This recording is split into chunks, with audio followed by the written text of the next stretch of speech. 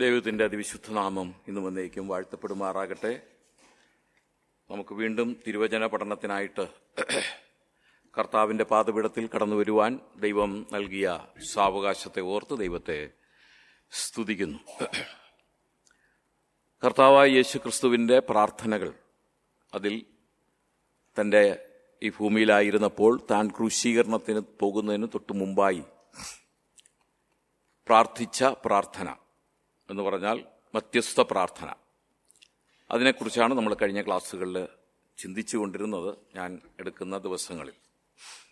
അതിൽ നമ്മൾ പല കാര്യങ്ങൾ ചിന്തിച്ചു. ഒരു പ്രധാനപ്പെട്ട കാര്യം എന്ന് പറയുന്നത് ശിഷ്യന്മാർക്ക് വേണ്ടി പ്രാർത്ഥിച്ചു എന്നുള്ളതാണ് നമ്മൾ ചിന്തിച്ചുകൊണ്ടിരുന്നത്. ശിഷ്യന്മാർക്ക് വേണ്ടിയുള്ള പ്രാർത്ഥന.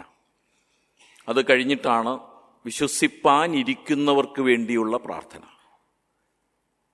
ശിഷ്യന്മാർക്ക് വേണ്ടി പ്രാർത്ഥിച്ചു എന്ന് പറയുമ്പോൾ അതിൽ തന്നെ നമുക്ക് വേണ്ടിയുള്ള അപേക്ഷകൾ നമ്മൾ എങ്ങനെയാകണം എന്നുള്ളതും അതിൽ അന്തർലീനമായിരിക്കുന്നു എന്നുള്ള കാര്യം നമ്മൾ പ്രത്യേകമായിട്ട് ചിന്തിക്കണം.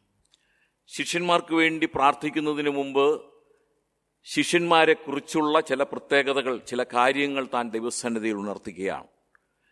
ഞാൻ അവർക്ക് വേണ്ടി പ്രാർത്ഥിപ്പാൻ കടപ്പെട്ടവനാണ്, അവർ എങ്ങനെയുള്ളവരാണ് എന്നുള്ള കാര്യങ്ങൾ, പല കാര്യങ്ങൾ പറഞ്ഞു. അത് ഞാൻ വീണ്ടും ആവർത്തിക്കാനായിട്ട് ആഗ്രഹിക്കുന്നില്ല. അതിനെ തുടർന്ന് ശിഷ്യന്മാർക്ക് വേണ്ടി പ്രധാനമായിട്ടും 4 കാര്യങ്ങളാണ് ആവശ്യപ്പെട്ടതായിട്ട് നമുക്ക് കാണുവാനായിട്ട് കഴിയുന്നത്. 4 കാര്യങ്ങൾ. അതിൽ 3 കാര്യങ്ങൾ നമ്മൾ ചിന്തിച്ച് കഴിഞ്ഞതാണ്. ഒന്നാമത്, അവർ ഒന്നാകണം എന്നുള്ളത്. എങ്ങനെ? നമ്മെപ്പോലെ ഒന്നാകണം, പിതാവിനെയും പുത്രനെയും പോലെ ഒന്നാകണം. അവർ നമ്മെപ്പോലെ ഒന്നാകണം. ദൈവത്തിൻ്റെ കർത്താവായ യേശുക്രിസ്തുവിൻ്റെ ഏറ്റവും പ്രധാനപ്പെട്ട ഒരു ആഗ്രഹം പിതാവിൻ്റെ സന്നിധിയിൽ ഉണർത്തിക്കുന്നതായിട്ടാണ് നമ്മൾ അവിടെ കണ്ടത്. രണ്ടാമത് നമ്മൾ കണ്ടത്, അവരെ കാത്തുകൊള്ളണം അല്ലെങ്കിൽ സൂക്ഷിക്കണം. അവരെ സൂക്ഷിക്കണം. 2 തരത്തിലുള്ള സൂക്ഷിപ്പിനായിട്ട് ദൈവസന്നിധിയിൽ കർത്താവ് അപേക്ഷിക്കുന്നുണ്ട്. ഒന്ന്, ലോകത്തിൽ നിന്നുള്ള സംരക്ഷണം. മറ്റൊന്ന്, ദുഷ്ടന്റെ കയ്യിൽ നിന്നുള്ള സംരക്ഷണം. ദുഷ്ടന്റെ കയ്യിൽ അകപ്പെടാതെ അവരെ സംരക്ഷിക്കണം. ഇത് നമ്മൾ കണ്ടു കഴിഞ്ഞതായതുകൊണ്ട് ഞാൻ കൂടുതലായിട്ട് അതിനെ വിശദീകരിക്കുന്നില്ല. മൂന്നാമത് കണ്ടത്, അവർ എൻ്റെ സന്തോഷത്തിൽ പൂർണ്ണരാകണം. 17:13 എൻ്റെ സന്തോഷത്തിൽ അവർ പൂർണ്ണരാകണം. ഈ ലോകം അവർക്ക് ദുഃഖം നൽകുന്നതാണ്, നിരാശ നൽകുന്നതാണ്. എന്നാൽ അവർക്ക് എൻ്റെ സന്തോഷത്തിൽ അവർ പൂർണ്ണരാകണം. കർത്താവിൽ എപ്പോഴും സന്തോഷിപ്പിനെന്ന് പൗലോസ് പറഞ്ഞതുപോലെ അവർ എൻ്റെ സന്തോഷത്തിൽ പൂർണ്ണമാകേണ്ടതിന് ഞാൻ ഇത് ലോകത്തിൽ വെച്ച് നിന്നോട് അപേക്ഷിക്കുന്നു അല്ലെങ്കിൽ സംസാരിക്കുന്നു എന്നുള്ളതാണ്. ഇത്രയും കാര്യങ്ങൾ നമ്മൾ ചിന്തിച്ച് കഴിഞ്ഞതാണ്. ഇനി അടുത്ത ഒരു കാര്യവും കൂടെ അവർക്ക് വേണ്ടി അപേക്ഷിക്കുന്നുണ്ട്. 17-ാമത്തെ അധ്യായം, അതിൻ്റെ 17-ാമത്തെ വാക്യം മൈക്കിൽ കൂടെ ഒന്ന് വായിച്ചാൽ നന്നായിരിക്കും. യോഹന്നാൻ എഴുതിയ സുവിശേഷം 17-ാമത്തെ അധ്യായം, അതിൻ്റെ 17-ാമത്തെ വാക്യം. 19 വരെയുള്ള വാക്യങ്ങളാണ് ശിഷ്യന്മാർക്ക് വേണ്ടിയുള്ള അപേക്ഷ. അതിൽ വരുന്നതാണ്. സത്യത്താൽ അവരെ വിശുദ്ധീകരിക്കണമേ, നിന്റെ വചനം സത്യമാകുന്നു. Yes. Sanctify them through the truth. Thy word is truth. സത്യത്താൽ അവരെ ശുദ്ധീകരിക്കണം. എന്താ സത്യം? നിന്റെ വചനം സത്യമാകുന്നു. ഈ വിശുദ്ധീകരിക്കുക എന്ന് പറഞ്ഞാൽ ശരിക്കും അതിൻ്റെ അർത്ഥം ദൈവത്തിനായിട്ട് വേർതിരിക്കുക എന്നുള്ളതാണ്. ബൈബിളിൽ പ്രധാനമായിട്ടും സാങ്ക്ടിഫിക്കേഷൻ എന്നുള്ളത് കൊണ്ട് ഉദ്ദേശിക്കുന്നത് ദൈവത്തിനായിട്ട് വേർതിരിക്കുക. പഴയ നിയമത്തിൽ ഈ വിശുദ്ധീകരണം അല്ലെങ്കിൽ വേർതിരിക്കൽ നമുക്ക് കാണാനായിട്ട് കഴിയും. പുറപ്പാട് പുസ്തകം അതിൻ്റെ 28-ാമത്തെ അധ്യായത്തിൽ ഈ പുരോഹിതന്മാരെ, വിശേഷാൽ മഹാപുരോഹിതനായ അഹരോനെയും പുത്രന്മാരെയും ദൈവത്തിനായിട്ട് വിശുദ്ധീകരിക്കണം എന്നുള്ളത് നമ്മൾ കാണുന്നുണ്ട്. അവിടെ 41-ാമത്തെ വാക്യത്തിൽ നാം കാണുന്ന ഒരു പ്രധാനപ്പെട്ട കാര്യമുണ്ട്. 41-ൽ, പുറപ്പാട് 28-ന്റെ 41-ൽ കാണുന്ന ഒരു കാര്യമുണ്ട്. അവ നിന്റെ സഹോദരനായ അഹരോനെയും അവന്റെ പുത്രന്മാരെയും ധരിപ്പിക്കണം. പുരോഹിത വസ്ത്രത്തെക്കുറിച്ചാണ്. എന്നിട്ട് അവിടെ പറയുന്നുണ്ട്, അവർ എനിക്ക് പുരോഹിത ശുശ്രൂഷ ചെയ്യേണ്ടതിന് അവരെ അഭിഷേകവും കരപുരാണവും ചെയ്ത് വിശുദ്ധീകരിക്കണം എന്ന് പറഞ്ഞാൽ അവരെ അഭിഷേകം ചെയ്യണം. പഴയ നിയമ കാലഘട്ടത്തിലെ അഭിഷേകം ഉണ്ടല്ലോ, ആ അഭിഷേകം, അതുപോലെ കരപുരാണം എന്ന് പറഞ്ഞ നിയോഗം, ഓർഡൈൻഡ്, അവരെ പ്രത്യേകമായിട്ട് നിയോഗിക്കണം. ദൈവത്തിന് വേണ്ടി ശുശ്രൂഷ ചെയ്യുവാൻ ദൈവത്തിനായിട്ട് വിശുദ്ധീകരിക്കണം എന്ന് പറഞ്ഞാൽ ദൈവത്തിനായി അവരെ വേർതിരിക്കണം എന്നുള്ളതാണ് അർത്ഥം. അപ്പോൾ വിശുദ്ധീകരിക്കുക എന്ന് പറഞ്ഞാൽ നമ്മെ ശുദ്ധരാക്കി തീർക്കുക എന്നുള്ളതിലുപരി നമ്മെ ദൈവത്തിനായിട്ട് വേർതിരിക്കുക എന്നുള്ളതാണ്. അതാണ് നമ്മൾ പ്രധാനമായിട്ടും മനസ്സിലാക്കേണ്ടത്. കർത്താവിന്റെ ഇവിടുത്തെ പ്രാർത്ഥനയിൽ സത്യത്താൽ അവരെ വിശുദ്ധീകരിക്കണമേ, നിന്റെ വചനം സത്യമാകുന്നു എന്ന് പറയുമ്പോൾ നാം എന്താണ് മനസ്സിലാക്കേണ്ടത്? ഇവിടെ ഉദ്ദേശിച്ച താൻ ആഗ്രഹിക്കുന്ന വിശുദ്ധീകരണ വിഷയം എന്ന് പറയുന്നത് ശിഷ്യന്മാരുടെ പ്രായോഗിക തലത്തിലെ വിശുദ്ധീകരണമാണ്. കാരണം എന്താ? ഞാൻ പറഞ്ഞു, ഇത് മാളികമുറി പ്രഭാഷണവുമായിട്ട് ബന്ധമുള്ളതാണ്. അതിനെ തുടർന്നുള്ള പ്രാർത്ഥനയാണ്. മാളികമുറി പ്രഭാഷണത്തിൽ കർത്താവ് ശിഷ്യന്മാരുടെ ശുദ്ധീകരണത്തെക്കുറിച്ച് പറയുന്നുണ്ടല്ലേ? പറയുന്നുണ്ടോ? ഉണ്ട്. ക്ലാസ്സാണ്, എല്ലാവരും ഇങ്ങനെ മസിൽ പിടിച്ചിരിക്കുന്നുണ്ട്. എല്ലാവരും ഒന്ന് റിലാക്സ് ചെയ്തിരുന്നാൽ എനിക്ക് സന്തോഷമാണ്. അവരുടെ വിശുദ്ധീകരണത്തെക്കുറിച്ച് പറയുന്നുണ്ട്. കർത്താവായ യേശു ക്രിസ്തു അത്താഴത്തിൽ നിന്ന് എഴുന്നേറ്റ് എന്ത് ചെയ്തു? പാത്രത്തിൽ വെള്ളം എടുത്ത് ശിഷ്യന്മാരുടെ കാൽ കഴുകുവാനും തുടയ്ക്കുവാനും തുടങ്ങി. അപ്പോൾ അവിടെ ഒരു സംഭവം ഉണ്ടായി. പത്രോസിന്റെ അടുക്കലാണ് ആദ്യം പോയെന്നാണ് പറയപ്പെടുന്നത്. ഇതായിക്കൊണ്ട് പോട്ടെ. പത്രോസിന്റെ അടുക്കലേക്ക് പോയപ്പോൾ പത്രോസ് എന്ത് ചെയ്തു? മോനെ എന്ത് ചെയ്തു?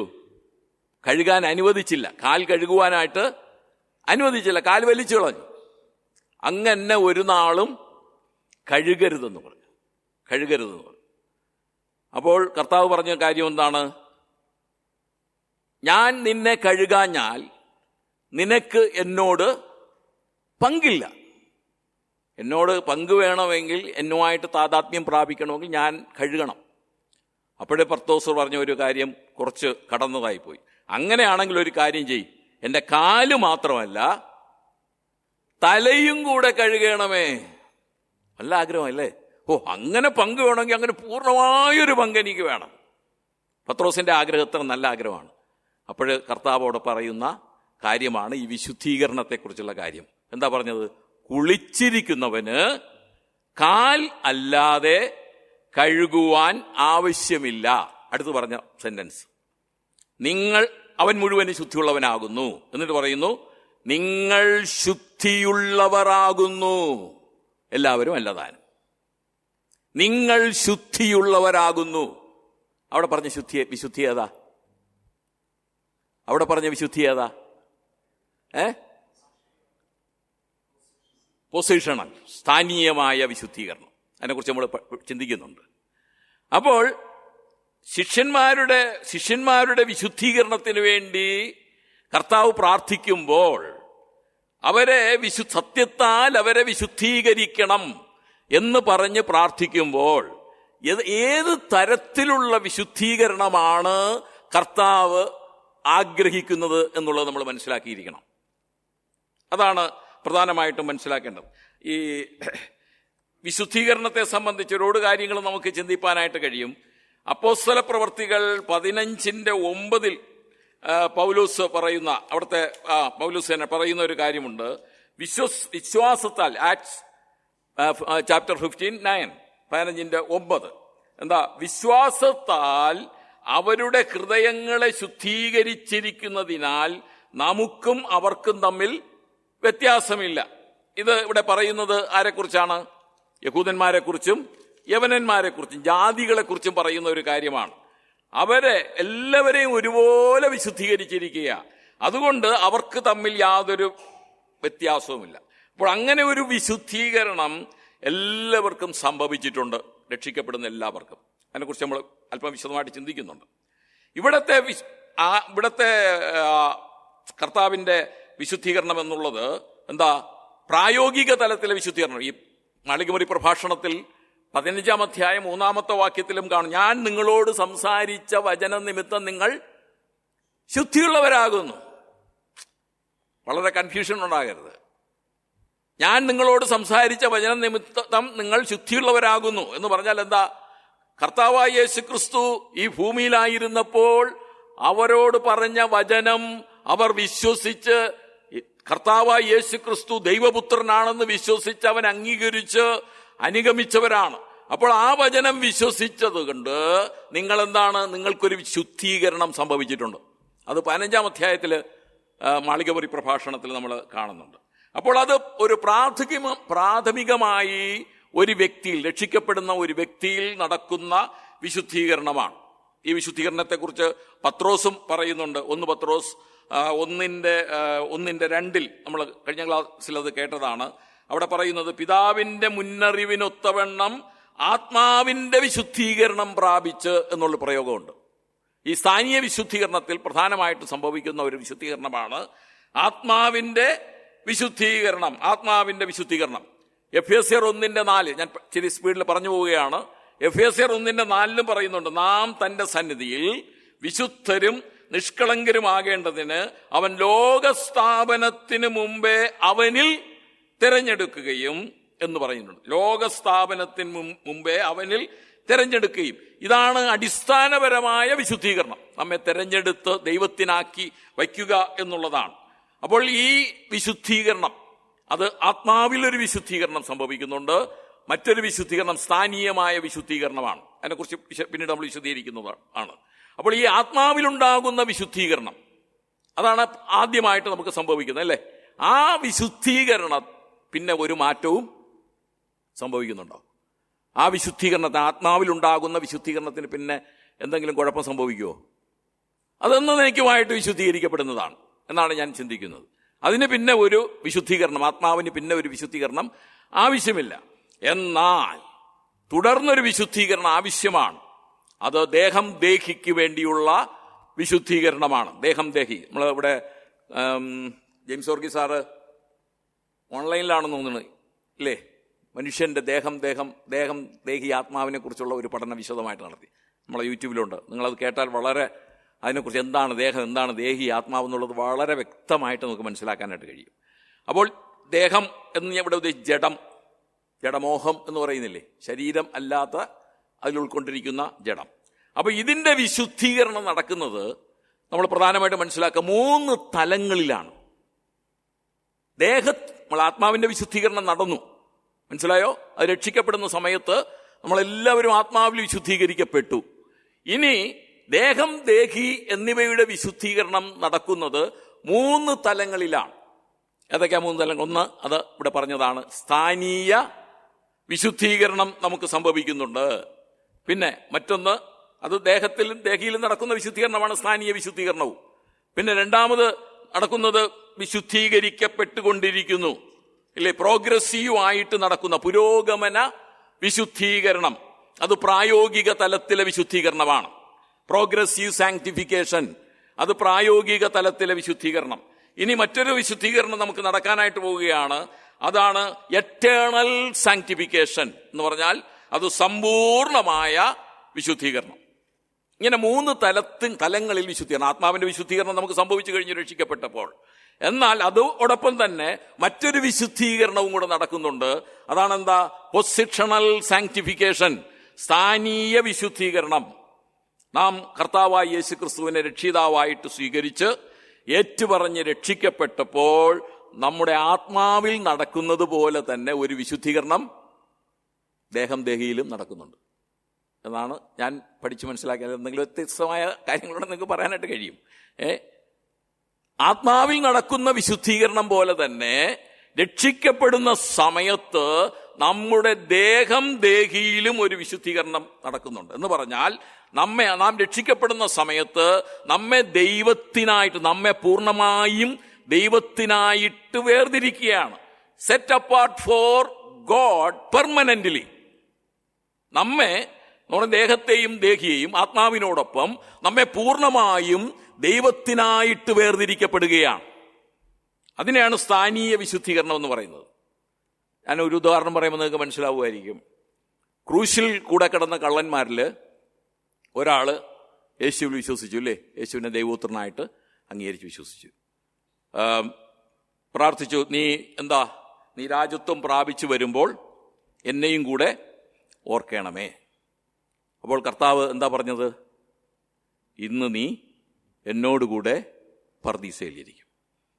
ആ കള്ളന് സംഭവിച്ച വിശുദ്ധീകരണം എന്താ സംഭവിച്ചേ? ആത്മാവിൽ മാത്രമാണോ വിശുദ്ധീകരണം സംഭവിച്ചേ? ആണോ? അവന്റെ ജഡത്തിനും അവന്റെ ദേഹിക്കും ഒരു വിശുദ്ധീകരണം സംഭവിച്ചു എന്ന് പറഞ്ഞാൽ അവന്റെ അതുവരെയുള്ള എല്ലാ പാപങ്ങളെയും ദൈവം ക്ഷമിച്ചു. ഇപ്പൊ മനസ്സിലായോ? മനസ്സിലാകുന്നുണ്ടോ? അല്ലെങ്കിൽ പറയണേ. ആ കള്ളൻ അതുവരെ ചെയ്ത, ആ കർത്താവിനെ വിശ്വസിക്കുന്നത് വരെ ചെയ്ത എല്ലാ പാപങ്ങളും ക്ഷമിച്ചിട്ടാണ്, അത് മോചിച്ചു കൊടുത്തിട്ടാണ് പറഞ്ഞത്, ഇന്ന് നീ എന്നോടുകൂടെ പർദീസയിലിരിക്കും. ഇതിനെയാണ് ശരിക്കും സ്ഥാനീയ വിശുദ്ധീകരണം എന്ന് പറയും. ജീവിതത്തിൽ അതുവരെയുള്ള എല്ലാ പാപങ്ങളും രക്ഷിക്കപ്പെടുമ്പോൾ ദൈവത്തിനായിട്ട് വേർതിരിക്കുന്നു എന്ന് പറഞ്ഞാൽ നമ്മെ വിശുദ്ധീകരിച്ചാണ് ദൈവത്തിനായിട്ട് വേർതിരിക്കുന്നത്. അവനെ ദൈവത്തിനായിട്ട് വേർതിരിച്ചു. 1 കൊരിന്ത്യർക്ക് എഴുതിയ 1-ാം ലേഖനം 6-ാം അധ്യായം അതിന്റെ 11-ാമത്തെ വാക്യത്തിൽ, നിങ്ങൾ കർത്താവായ യേശുക്രിസ്തുവിന്റെ നാമത്തിലും നമ്മുടെ ദൈവത്തിന്റെ ആത്മാവിനാലും നിങ്ങളെ തന്നെ കഴുകി വിശുദ്ധീകരണവും നീതീകരണവും പ്രാപിച്ചിരിക്കുന്നു. നിങ്ങളെ തന്നെ കഴുകി വിശുദ്ധീകരണവും നീതീകരണവും പ്രാപിച്ചിരിക്കുന്നു. അതാണ് സ്ഥാനീയമായ വിശുദ്ധീകരണം എന്ന് പറയുന്നത്. അടുത്തോടെ പറയുമ്പോൾ നിങ്ങൾക്ക് അത് കൂടുതലായിട്ട് മനസ്സിലാക്കാനായിട്ട് കഴിയും എന്ന് ഞാൻ വിശ്വസിക്കുന്നു. റോമർക്ക് ലേഖനം 8-1 ഇങ്ങനെ വായിക്കും, അതുകൊണ്ട് ഇപ്പോൾ ക്രിസ്തുയേശുവിലുള്ളവർക്ക് ഒരു ശിക്ഷാവിധിയുമില്ല എന്ന് പറയുന്നത് ഈ അർത്ഥത്തിലാണ്. കർത്താവിനെ രക്ഷിതാവായിട്ട് സ്വീകരിക്കുമ്പോൾ അവനിൽ ഉണ്ടാകുന്ന വിശുദ്ധീകരണത്തിന്റെ അടിസ്ഥാനത്തിൽ മാത്രമാണ്. അതുകൊണ്ട് ഇപ്പോൾ ക്രിസ്തുയേശുവിലുള്ളവർക്ക് ഒരു ശിക്ഷാവിധിയും ഇല്ല എന്ന് അവിടെ നമ്മെ പ്രബോധിപ്പിക്കുന്നത്. ആ വിശുദ്ധീകരണം, അതിനെയാണ് സ്ഥാനീയ വിശുദ്ധീകരണം എന്ന് നമ്മൾ പ്രധാനമായിട്ടും പറയുന്നത്. എബ്രായർക്ക് ലേഖനം 3-1 പൗലോസ് വിശ്വാസികളെ അഭിസംബോധന ചെയ്യുന്നത് ഇപ്രകാരമാണല്ലോ, അതുകൊണ്ട് വിശുദ്ധ സഹോദരന്മാരെ, ദൈവത്തിനായിട്ട് വേർതിരിക്കപ്പെട്ടവരെല്ലാവരും വിശുദ്ധരാണ്. വിശുദ്ധ സഹോദരന്മാരെ, സ്വർഗീയ വിളിക്ക് ഓഹരിക്കാരായുള്ളോരെ, നാം സ്വീകരിച്ചു പറയുന്ന അപ്പോസ്തലനും മഹാപുരോഹിതനുമായ യേശുക്രിസ്തുവിനെ ശ്രദ്ധിച്ച് നോക്കുവിൻ. നമ്മൾ വിശുദ്ധരാ, പക്ഷെ നമ്മൾ ഇനി നോക്കേണ്ട ആവശ്യമുണ്ട്. യേശുക്രിസ്തുവിനെ നോക്കണം. അതിനെക്കുറിച്ച് നമ്മൾ പിന്നീട് ചിന്തിക്കുന്നുണ്ട്. എബ്രായർക്ക് ലേഖനം 10-ാം അധ്യായം 10-ാമത്തെ വാക്യത്തില്, ആ ഇഷ്ടത്തിൽ നാം യേശുക്രിസ്തു ഒരിക്കലായി കഴിച്ച ശരീരയാഗത്താൽ വിശുദ്ധീകരിക്കപ്പെട്ടിരിക്കുന്നു. അപ്പോൾ നമ്മൾ ഒരിക്കൽ രക്ഷിക്കപ്പെടുന്ന സമയത്ത് നമ്മുടെ ആത്മാവ് വിശുദ്ധീകരിക്കപ്പെടുന്നതിനോടൊപ്പം നമ്മുടെ ശരീരവും അല്ലെങ്കിൽ നമ്മുടെ ദേഹവും ദേഹിയും ദൈവത്തിനായിട്ട് വേർപെടുത്തുന്നു, അല്ലെങ്കിൽ ദൈവത്തിനായിട്ട് മാറ്റിവെക്കുന്നു, നമ്മെ അതിനാക്കി വേർതിരിക്കുന്നു. ആ ഒരു വേർതിരിവിനോടൊപ്പം നമ്മുടെ ദേഹം ദേഹിയുടെ വിശുദ്ധീകരണം, ശരീരമല്ല ദേഹം ദേഹിയുടെ വിശുദ്ധീകരണവും നടക്കുന്നു. ശരീരത്തിന്റെ വിശുദ്ധീകരണം അവസാനം നടക്കുള്ളൂ, ദേഹം ദേഹിയുടെ വിശുദ്ധീകരണം നടക്കുന്നു. അതാണ് സ്ഥാനീയ വിശുദ്ധീകരണം എന്നുള്ളത് കൊണ്ട് മനസ്സിലാക്കുന്നത്. മനസ്സിലായോ? അത് രക്ഷിക്കപ്പെടുന്ന സമയത്ത് നമ്മുടെ എല്ലാ പാപങ്ങളും, അതുവരെയുള്ള എല്ലാ പാപങ്ങളും പോക്കി നമ്മെ ശുദ്ധീകരിക്കുന്നു. യേശുവിന്റെ രക്തം പറഞ്ഞേ സകല പാപവും പോക്കി നമ്മെ ശുദ്ധീകരിക്കുന്നു. നമ്മൾ അതുവരെ ചെയ്ത യേശുക്രിസ്തുവിനെ രക്ഷിതാവായി ഹൃദയത്തിൽ സ്വീകരിക്കുമ്പോൾ നടക്കുന്ന ഒരു വലിയ വിശുദ്ധീകരണമാണ്. യേശുവിന്റെ രക്തത്താൽ നമുക്ക് ലഭ്യമാകുന്ന വിശുദ്ധീകരണം, അത് ആത്മാവിന്റെ വിശുദ്ധീകരണത്തോടൊപ്പം ദേഹത്തിന്റെയും ദേഹിയുടെയും വിശുദ്ധീകരണവും നടക്കുന്നു. എന്ന് പറഞ്ഞാൽ അതുവരെ നമ്മൾ ആത്മാവ് കൊണ്ടും ദേഹം കൊണ്ടും ദേഹി കൊണ്ടും ചെയ്ത എല്ലാ പാപങ്ങളെയും ദൈവം ക്ഷമിച്ച് ദൈവത്തിനായിട്ട് നമ്മെ വേർതിരിക്കുന്നു. മനസ്സിലായി എന്നാണ് ഞാൻ വിചാരിക്കുന്നത്. സങ്കീർത്തനം 4:3 ഇങ്ങനെ ഒരു വാക്യമുണ്ടല്ലോ, യഹോവ ഭക്തനെ തനിക്കായി വേർതിരിച്ചിരിക്കുന്നു എന്നറിവിൻ. യഹോവ ഭക്തനെ തനിക്കായി വേർതിരിച്ചിരിക്കുന്നു എന്നറിവിൻ. പ്രിയമുള്ളവരെ, നമ്മളിതിൽ നിന്ന് മനസ്സിലാക്കേണ്ട ഒരു കാര്യമുണ്ട്. കർത്താവിൻ്റെ രക്തത്താൽ നമ്മെ വിശുദ്ധീകരിക്കപ്പെട്ടവരാണ്.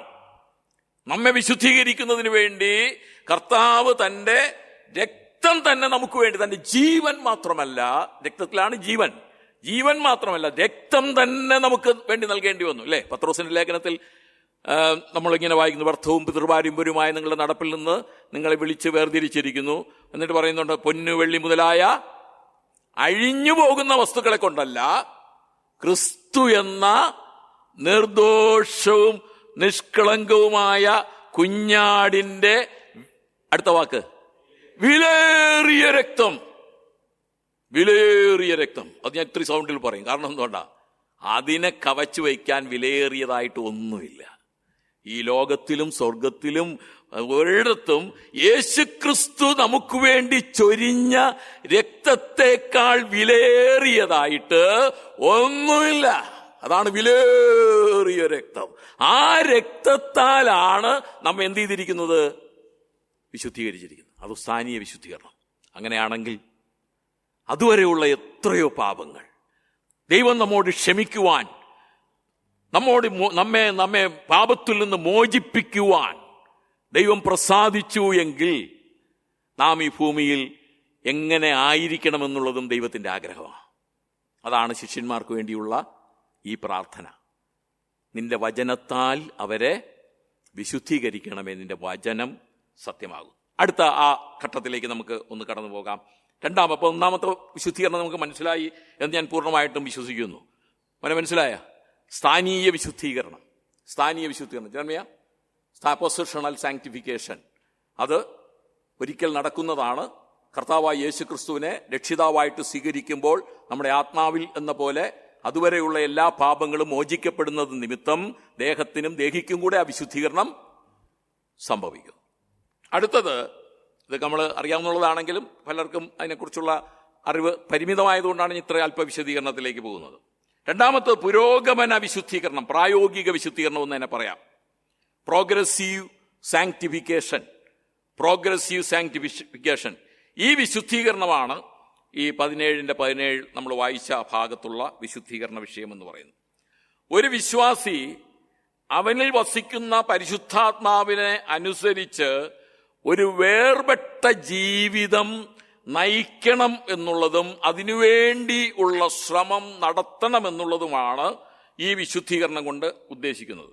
ഈ ഭൂമിയിൽ നാം എത്രത്തോളം ആയിരിക്കുന്നുവോ അത്രത്തോളം ഈ വിശുദ്ധി നാം പ്രാപിച്ചുകൊണ്ടേയിരിക്കണം. അതുകൊണ്ടാണ് അതിനെ പ്രോഗ്രസീവ് സാങ്ക്ടിഫിക്കേഷൻ എന്ന് പറയാൻ കാരണം. കൊരിന്ത്യർക്ക് എഴുതിയ 2-ാം ലേഖനം 3-ാം അധ്യായം അതിന്റെ 18-ാം വാക്യം നമ്മൾ പലപ്പോഴും വായിക്കുന്ന ഒരു ഭാഗമാണ്. 2 Corinthians chapter 3 verse 18. അവിടെ പറയുന്നത് എന്താണ്? എന്നാൽ മൂടുപടം നീങ്ങിയ മുഖത്ത് കർത്താവിന്റെ തേജസ്സിനെ കണ്ണാടി പോലെ പ്രതിബിംബിക്കുന്നവരായി നാം എല്ലാവരും ആത്മാവാകുന്ന കർത്താവിന്റെ ദാനമായി തേജസ്സിന്മേൽ തേജസ് പ്രാപിച്ച് അതേ പ്രതിമയായി രൂപാന്തരപ്പെടുന്നു. അവിടെ ഇംഗ്ലീഷിലൊരു നല്ല പ്രയോഗമാണ്, ആർ ബീയിങ് ട്രാൻസ്ഫേർഡ്. ഗ്രാമർ പഠിച്ചിട്ടുള്ളവർക്കറിയാം അല്ലേ? പഠിച്ചിട്ടുണ്ടോ ജർമ്മിയ? ഇതേത് ടെൻസാ? Are being transferred. ആർ ഉണ്ട്, പിന്നെ അവിടെ പ്രസന്റ് പാർട്ടിസിപ്പിൾ ഉണ്ട്, ബീയിങ് ഉണ്ട്, പിന്നെ ട്രാൻസ്ഫേർഡ് പാസ്റ്റ് പാർട്ടിസിപ്പിൾ. എന്താ ഇതേത് ടെൻസാ? പ്രസന്റ് കണ്ടിന്യൂസ് പാസീവ് വോയിസ് ആണ്. പ്രസന്റ് കണ്ടിന്യൂസ് ആണ്, പാസീവ് വോയിസ് ആണ്. R being transferred. അത് ഒരിക്കൽ സംഭവിച്ചിപ്പോഴത് എന്ത് ചെയ്തുകൊണ്ടിരിക്കണം? തുടർമാനമായി നടന്നുകൊണ്ടേയിരിക്കണം. എത്ര ടെൻസ് ഉണ്ട് ചെറുമ ഭാഷയിൽ? ഇംഗ്ലീഷ് ഭാഷയിൽ 12 ടെൻസ് ഉണ്ട് അല്ലേ? 12 കാലങ്ങളുണ്ട്. നമ്മൾ 3 കാലമാണ് പറയുന്നത് അല്ലേ? അതൊക്കെ present tense, past tense, future tense. ഓരോന്നിലും പിന്നെ 4 പിരിവുകളും ഇതുണ്ട് അല്ലേ? 4 പിരിവുകളുണ്ട്. അതിലൊന്ന് ഇന്നാക്റ്റീവ് ആണ് വരുമ്പോൾ, അത് ഗ്രാമറാണ്. അപ്പോൾ അതുകൊണ്ടാണ് ഞാൻ ഇവിടെ പറഞ്ഞത് ആർ ബീയിങ് ട്രാൻസ്ഫേർഡ്. എന്ന് പറയുന്നത് പ്രോഗ്രസീവായിട്ട് നടന്നുകൊണ്ടിരിക്കുന്നതാണ്. Are being transferred into same image from one degree of glory to another. From one degree of glory to another. എങ്ങനെ? For this comes from the Lord who is in the Spirit. മനസ്സിലായോ? ആത്മാവിലാണ് ഈ വിശുദ്ധീകരണം നടക്കുന്നതെങ്കിലും അത് പ്രോഗ്രസീവായിട്ട് ദൈവത്തിന്റെ പരിശുദ്ധാത്മാവിനാൽ നമ്മിൽ നടന്നുകൊണ്ടിരിക്കുന്ന ഒരു അനുദിന വിശുദ്ധീകരണമാണ്. അത് എത്രത്തോളം നടക്കും? അത് നാം ഈ ഭൂമിയിൽ ആയിരിക്കുന്നിടത്തോളം കാലം നടക്കണം. അതാണ് ദൈവവചനം പറയുന്നത്. ഇതിനെയാണ് എന്താ പറയുന്ന പ്രോഗ്രസീവ് സാങ്ക്ടിഫിക്കേഷൻ, പുരോഗമനപരമായ വിശുദ്ധീകരണം. ഇതിനു വേണ്ടിയാണ് കർത്താവോട് എന്ത് ചെയ്യുന്നത്? പ്രാർത്ഥിക്കുന്നത്. കർത്താവ് ശിഷ്യന്മാർക്ക് വേണ്ടി പ്രാർത്ഥിക്കുന്നത്. എഫേസ്യർ 5:26-27 വാക്യങ്ങളിൽ അവിടെ പറയുന്നുണ്ട്, അവൻ അവളെ എന്ന് പറഞ്ഞാൽ സഭയെ വചനത്തോടുകൂടിയ ജലസ്നാനത്താൽ വെടിപ്പാക്കി വിശുദ്ധീകരിക്കേണ്ടതിനും കറ, ചുളുക്കം മുതലായവ ഒന്നുമില്ലാതെ സഭയെ ശുദ്ധവും നിഷ്കളങ്കവുമായി തനിക്കു തന്നെ തേജസ്സോട് മുൻനിർത്തേണ്ടതിന് തന്നെത്താൻ അവർക്ക് വേണ്ടി ഏൽപ്പിച്ചു കൊടുത്തു. കർത്താവ് നമുക്ക് വേണ്ടി ഏൽപ്പിച്ചു തന്നു. പക്ഷേ അത് അതിന്റെ മറ്റൊരു ഭാഗമാണ്, അതിന്റെ കണ്ടിന്യൂസ് ആയിട്ടുള്ള ഒരു പ്രവർത്തനമാണ്. എന്താണത്? നമ്മെ വീണ്ടും കറ, ചുളുക്കം മുതലായവ ഒന്നുമില്ലാതെ സഭയെ സഭയെ രക്ഷിക്കപ്പെടാത്തവരല്ല, വിശ്വാസികളെ സഭയെ ശുദ്ധവും നിഷ്കളങ്കവുമായി തനിക്ക് തന്നെ തേജസ്സോടെ മുൻനിർത്തേണ്ടതിന് അവർക്ക് വേണ്ടി ഏൽപ്പിച്ചു കൊടുത്തു. അപ്പോൾ ഇതാണ് പുരോഗമനപരമായ വിശുദ്ധീകരണം എന്ന് പറയുന്നത്. അത് നമ്മുടെ ജീവിതത്തിൽ അനുദിനം നടന്നുകൊണ്ടിരിക്കേണ്ട ഒരു പ്രക്രിയയാണ്. അതിൽ നമ്മുടെ പങ്ക് വളരെ കൂടുതലാണ്. എന്നാൽ ആദ്യത്തെ ആത്മീയമായ അല്ലെങ്കിൽ ആദ്യത്തെ വിശുദ്ധീകരണത്തിൽ നമുക്ക് യാതൊരു പങ്കും ഇല്ല. യേശുവിന്റെ രക്തമാണ് അതിലൂടെ നമ്മെ. ഇവിടെ അടുത്ത് പറയുന്നത് വചനത്താലുള്ള വിശുദ്ധീകരണം. അത് നമ്മൾ അനുദിനം വചനത്താൽ അനുദിന വിശുദ്ധീകരണം നടന്നുകൊണ്ടിരിക്കണം. തെസ്സലോനിക്കർ എഴുതിയ 1-ാമത്തെ ലേഖനം 4-ാമത്തെ അധ്യായം 3-ാമത്തെ വാക്യത്തിൽ കർത്താവിന്റെ ഇഷ്ടമോ നിങ്ങളുടെ ശുദ്ധീകരണം തന്നെ. അതായത് ശുദ്ധീകരണമാ പ്രീ പ്രോഗ്രസീവ് ആയിട്ടുള്ള സാങ്ക്ടിഫിക്കേഷനാണ്. കർത്താവിന്റെ ഇഷ്ടമാത്. അതുകൊണ്ടാണ് ശിഷ്യന്മാർക്ക് വേണ്ടി കർത്താവ് ഇത്രയും വ്യാകുലപ്പെട്ട് പ്രാർത്ഥിച്ചത്. കർത്താവിന്റെ ഇഷ്ടമോ നിങ്ങളുടെ ശുദ്ധീകരണം തന്നെ. 1 തെസ്സലോനിക്കർ 5:23 മുഴുവനും ശുദ്ധീകരിക്കപ്പെടുമാറാകട്ടെ ആത്മാവും പ്രാണനും ദേഹവും അശേഷം നമ്മുടെ കർത്താവായ യേശു ക്രിസ്തുവിന്റെ പ്രത്യക്ഷമല്ല. അത് സമ്പൂർണ്ണ വിശുദ്ധീകരണം, അത് വേറെയാണ്. എന്നാൽ 1 തെസ്സലോനിക്കർ 4:3 കർത്താവിന്റെ ഇഷ്ടമോ നിങ്ങളുടെ ശുദ്ധീകരണം തന്നെ. ഇപ്രകാരമുള്ള ഒരു സൂക്ഷിപ്പിന് വേണ്ടിയാണ് ഇവിടെ കർത്താവ് ശിഷ്യന്മാർക്ക് വേണ്ടി പ്രാർത്ഥിക്കുന്നത്. എന്ന് പറഞ്ഞാൽ എന്താ? അവർ ലൗകികരായി തീരാതെ, ഒന്നുകൂടെ അല്പം കൂടെ വിശദീകരിച്ച് ഞാൻ പറയുകയാണ്, അവർ ലൗകികന്മാരായി തീരാതെ പരിശുദ്ധാത്മാവിലുള്ള ഒരു ജീവിതം അവർക്ക് ഉണ്ടാകണം. ദൈവത്തിനായിട്ട് വേർതിരിക്കപ്പെട്ടവർ പിന്നെ ലോകത്തിനുള്ള ജീവിതമല്ല, ലോകത്തിന് അനുരൂപമായ ജീവിതമല്ല, പിന്നെ ദൈവത്തിന് വേണ്ടിയുള്ള ജീവിതം. നമ്മെ ദൈവത്തിനായിട്ട് വേർതിരിക്കപ്പെട്ടിരിക്കുന്നു. ആ ജീവിതത്തിന് പലപ്പോഴും സ്വയപരിശ്രമം വേണ്ടി വരുമെങ്കിലും ആ സ്വയപരിശ്രമം ചിലപ്പോൾ ഇല്ലാതെയായി തീരാനും സാധ്യതയുണ്ട്, നിഷ്ഫലമായി തീരാൻ സാധ്യതയുണ്ട്. അതുകൊണ്ടാണ് ഇവിടെ പറയുന്നത് എന്താണ്? ഈ ശുദ്ധീകരണം വചനത്താൽ സംഭവിക്കണം. എന്നാൽ വചനത്താൽ ശുദ്ധീകരണം പ്രാപിക്കണം എന്ന് പറഞ്ഞാൽ വചനത്തിൽ അനുസൃതമായി വചനം ധ്യാനിച്ച് പഠിച്ച് അതിലൂടെ നമ്മുടെ കുറവുകളെ കണ്ടെത്തി എന്ത് ചെയ്യണം? വിശുദ്ധീകരണം പ്രാപിക്കണം. ഈ അല്ലാത്ത വിശുദ്ധീകരണം എന്ന് പറയുന്നത് ലോകത്തിലുള്ളവരൊക്കെ ചെയ്യാറുണ്ട് അല്ലേ? ഏതെങ്കിലും ഒരു പാപത്തിൽ തുടർന്നുകൊണ്ടിരിക്കുന്ന ഒരു വ്യക്തി, ഇനി നാളെ മുതൽ ഞാൻ അതിൽ ഏർപ്പെടില്ല എന്നൊരു തീരുമാനം എടുക്കുന്നു അല്ലേ? ഒരു തീരുമാനം എടുക്കുന്നു. പക്ഷെ കുറെ ദിവസം കഴിയും വീണ്ടും അതിലോട്ട് പോകാനുള്ള സാധ്യതയുണ്ട്. എന്നാൽ വചനത്താൽ ഒരു വ്യക്തി വിശുദ്ധീകരണം പ്രാപിക്കുമ്പോൾ ആ വചനം നമ്മുടെ മേൽ ക്രിയ ചെയ്തിട്ട് നമ്മെ അതിൽ പിന്നെ പിടാതെ വേണം നമ്മെ സൂക്ഷിക്കുവാനായിട്ട് ഇടയാകും. പരിശുദ്ധാത്മാവ് വചനം നമ്മെ ഓർമ്മപ്പെടുത്തും. സങ്കീർത്തനം 119:9 നമ്മൾ കുട്ടികൾക്ക് വേണ്ടി സാധാരണ പഠിപ്പിക്കുന്ന ഒരു വാക്യമാണ് അല്ലേ? ഏതാണ്? കാണാതറിയാമോ? സങ്കീർത്തനം 119:9. ബാലൻ അതല്ല അത് സഭാപ്രസംഗിയില്ല. അത് തന്നെ ബാലൻ തന്റെ നടപ്പിനെ നിർമ്മലമാക്കുന്നത് എങ്ങനെ? അടുത്തത്, തന്റെ വചനപ്രകാരം അതിനെ ആ സൂക്ഷിപ്പാണ് നമ്മൾ ചെയ്യേണ്ടത്. ആരാ ബാലൻ? ജെറമ്യ പറയുന്ന ജെറമ്യാവാണ് ബാലനും. ആരാ ബാലൻ? രക്ഷിക്കപ്പെട്ടു വരുന്ന ഓരോ വിശ്വാസികളും ബാലന്മാരാ, ദൈവസന്നിധിയിൽ ശിശുക്കളാണ്. ആ ശിശു അത് 60 വയസ്സായാലും അല്ല 10 വയസ്സായാലും രക്ഷിക്കപ്പെട്ടു വരുമ്പോൾ ആ വ്യക്തി ബാലനാ, ദൈവസന്നിധിയിൽ ബാലനാ.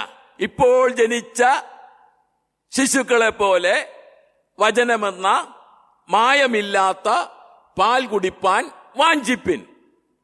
എന്തിനാ വാഞ്ചിക്കേണ്ടത്? നിന്റെ വചനം എന്ത് ചെയ്യുന്നു? ബാലൻ തന്റെ നടപ്പിനെ നിർമ്മലമാക്കുന്നത് എങ്ങനെയാണ്? നിന്റെ വചനപ്രകാരം അതിനെ സൂക്ഷിക്കണം. ഈ വിശുദ്ധീകരണമാണ് പ്രായോഗിക തല വിശുദ്ധീകരണം. പിടികിട്ടിയ? നമ്മളെടുക്കുന്ന ബൗദ്ധികമായ തീരുമാനങ്ങളല്ല, അത് ഉണ്ടായിരിക്കാം. പക്ഷെ അതിലുപരി ദൈവവചനത്തിൽ അധിഷ്ഠിതമായി ദൈവവചനം വായിച്ച് ധ്യാനിക്കുമ്പോൾ, നമ്മുടെ ജീവിതത്തിൽ അത് പകർത്തുമ്പോൾ നമുക്കുണ്ടാകേണ്ട ഒരു വിശുദ്ധീകരണം. ആ വിശുദ്ധീകരണം ഇല്ലാതെ ചുമ്മാ വചനം വായിച്ചുകൊണ്ട് യാതൊരു കാര്യവുമില്ല. വായിക്കുന്നതുകൊണ്ട് നല്ലതാ. വായിക്കുമ്പോൾ നമ്മൾ ഈ അപ്പോസ്തല പ്രവൃത്തി 8-ാം അധ്യായത്തിലല്ലേ ഫിലിപ്പോസിനെ നിർജ്ജന പ്രദേശത്തേക്ക് കഴിച്ച് പോകാൻ പറഞ്ഞു. കഴിച്ച് പോയപ്പോൾ അവിടെ ഒരാൾ രഥത്തിലിരുന്ന് ഉറച്ചു വായിക്കുക, ദൈവത്തിൻ്റെ വചനം യെശയ്യാപ്രവചനം വായിച്ചുകൊണ്ട് പോവുകയാ അല്ലേ. വായിച്ചുകൊണ്ട് പോയപ്പം അവൻ്റെ പിറകെ, ആ രഥത്തിൻ്റെ പിറകെ ഓടി ഫിലിപ്പോസ് ഓടിയിട്ട് ചോദിക്കുക, നീ വായിക്കുന്നത് ഗ്രഹിക്കുന്നുവോ?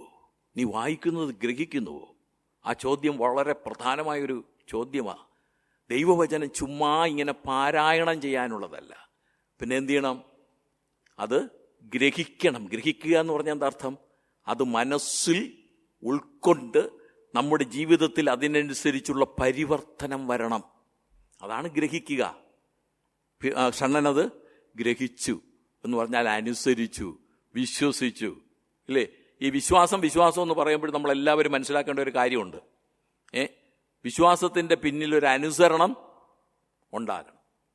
വിശ്വാസത്തിൻ്റെ പിന്നിലൊരു അനുസരണം വേണം.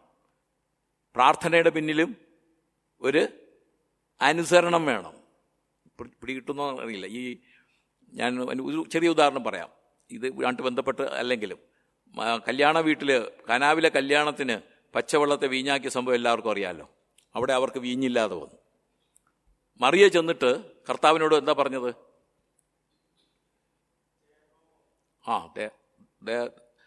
നോ വൈൻ അല്ലേ, എങ്ങനെയല്ലേ? അവർക്ക് വീഞ്ഞില്ല. വേറെ ഒന്നും പറഞ്ഞില്ല. എങ്ങനെ ഉണ്ടാക്കണമെന്നോ അതെങ്ങനെ നികത്തണമെന്നോ. അതൊരു പ്രേയറാണ്. ആ പ്രേയർ കഴിഞ്ഞിട്ട് മറിയ നേരെ പോയത് ആരുടെ അടുത്തേക്കാ? ശുശ്രൂഷക്കാരുടെ അടുക്കലേക്കാ. അവരോട് എന്താ പറഞ്ഞത്? അവൻ എന്തെങ്കിലും കൽപ്പിച്ചാൽ നിങ്ങളത് ചെയ്യണം, അതിനൊരുക്കമുള്ളവരായിരിക്കണം. അല്ലെങ്കിൽ പിന്നെ പ്രേയർ കൊണ്ട് അർത്ഥമില്ലെന്നേ. കർത്താവിനോട് നമ്മളൊരു കാര്യം അപേക്ഷിക്കുമ്പോൾ അവൻ പറയുന്നത്, അവൻ നമ്മോട് ആവശ്യപ്പെടുന്നത് അത് വചനത്തിലൂടെയാ. അത് ചെയ്യുവാനുള്ള ഒരുക്കവും കൂടെ വേണം.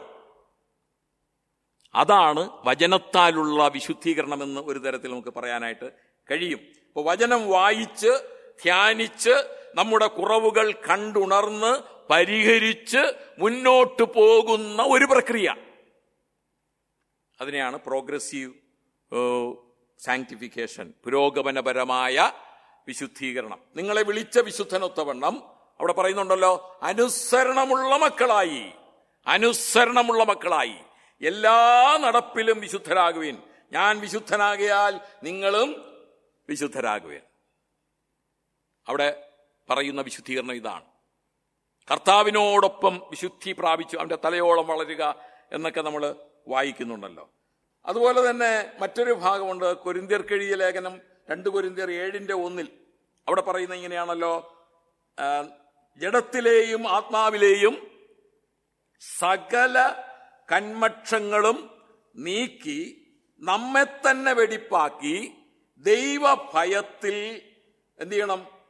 വിശുദ്ധീകരണം പ്രാപിക്കണം, വിശുദ്ധിയെ തികച്ചുകൊള്ളണം എന്നാണ് പറയുന്നത്. അവിടെ പറയുന്ന 2 പ്രയോഗങ്ങളുണ്ട്. എന്തൊക്കെയാണ്? ഒന്ന്, ജഡത്തിലെ കന്മഷം, ദേഹത്തിലെ കന്മഷം, ജഡത്തിലെ. മറ്റൊന്ന് ആത്മാവിലെ കന്മഷം.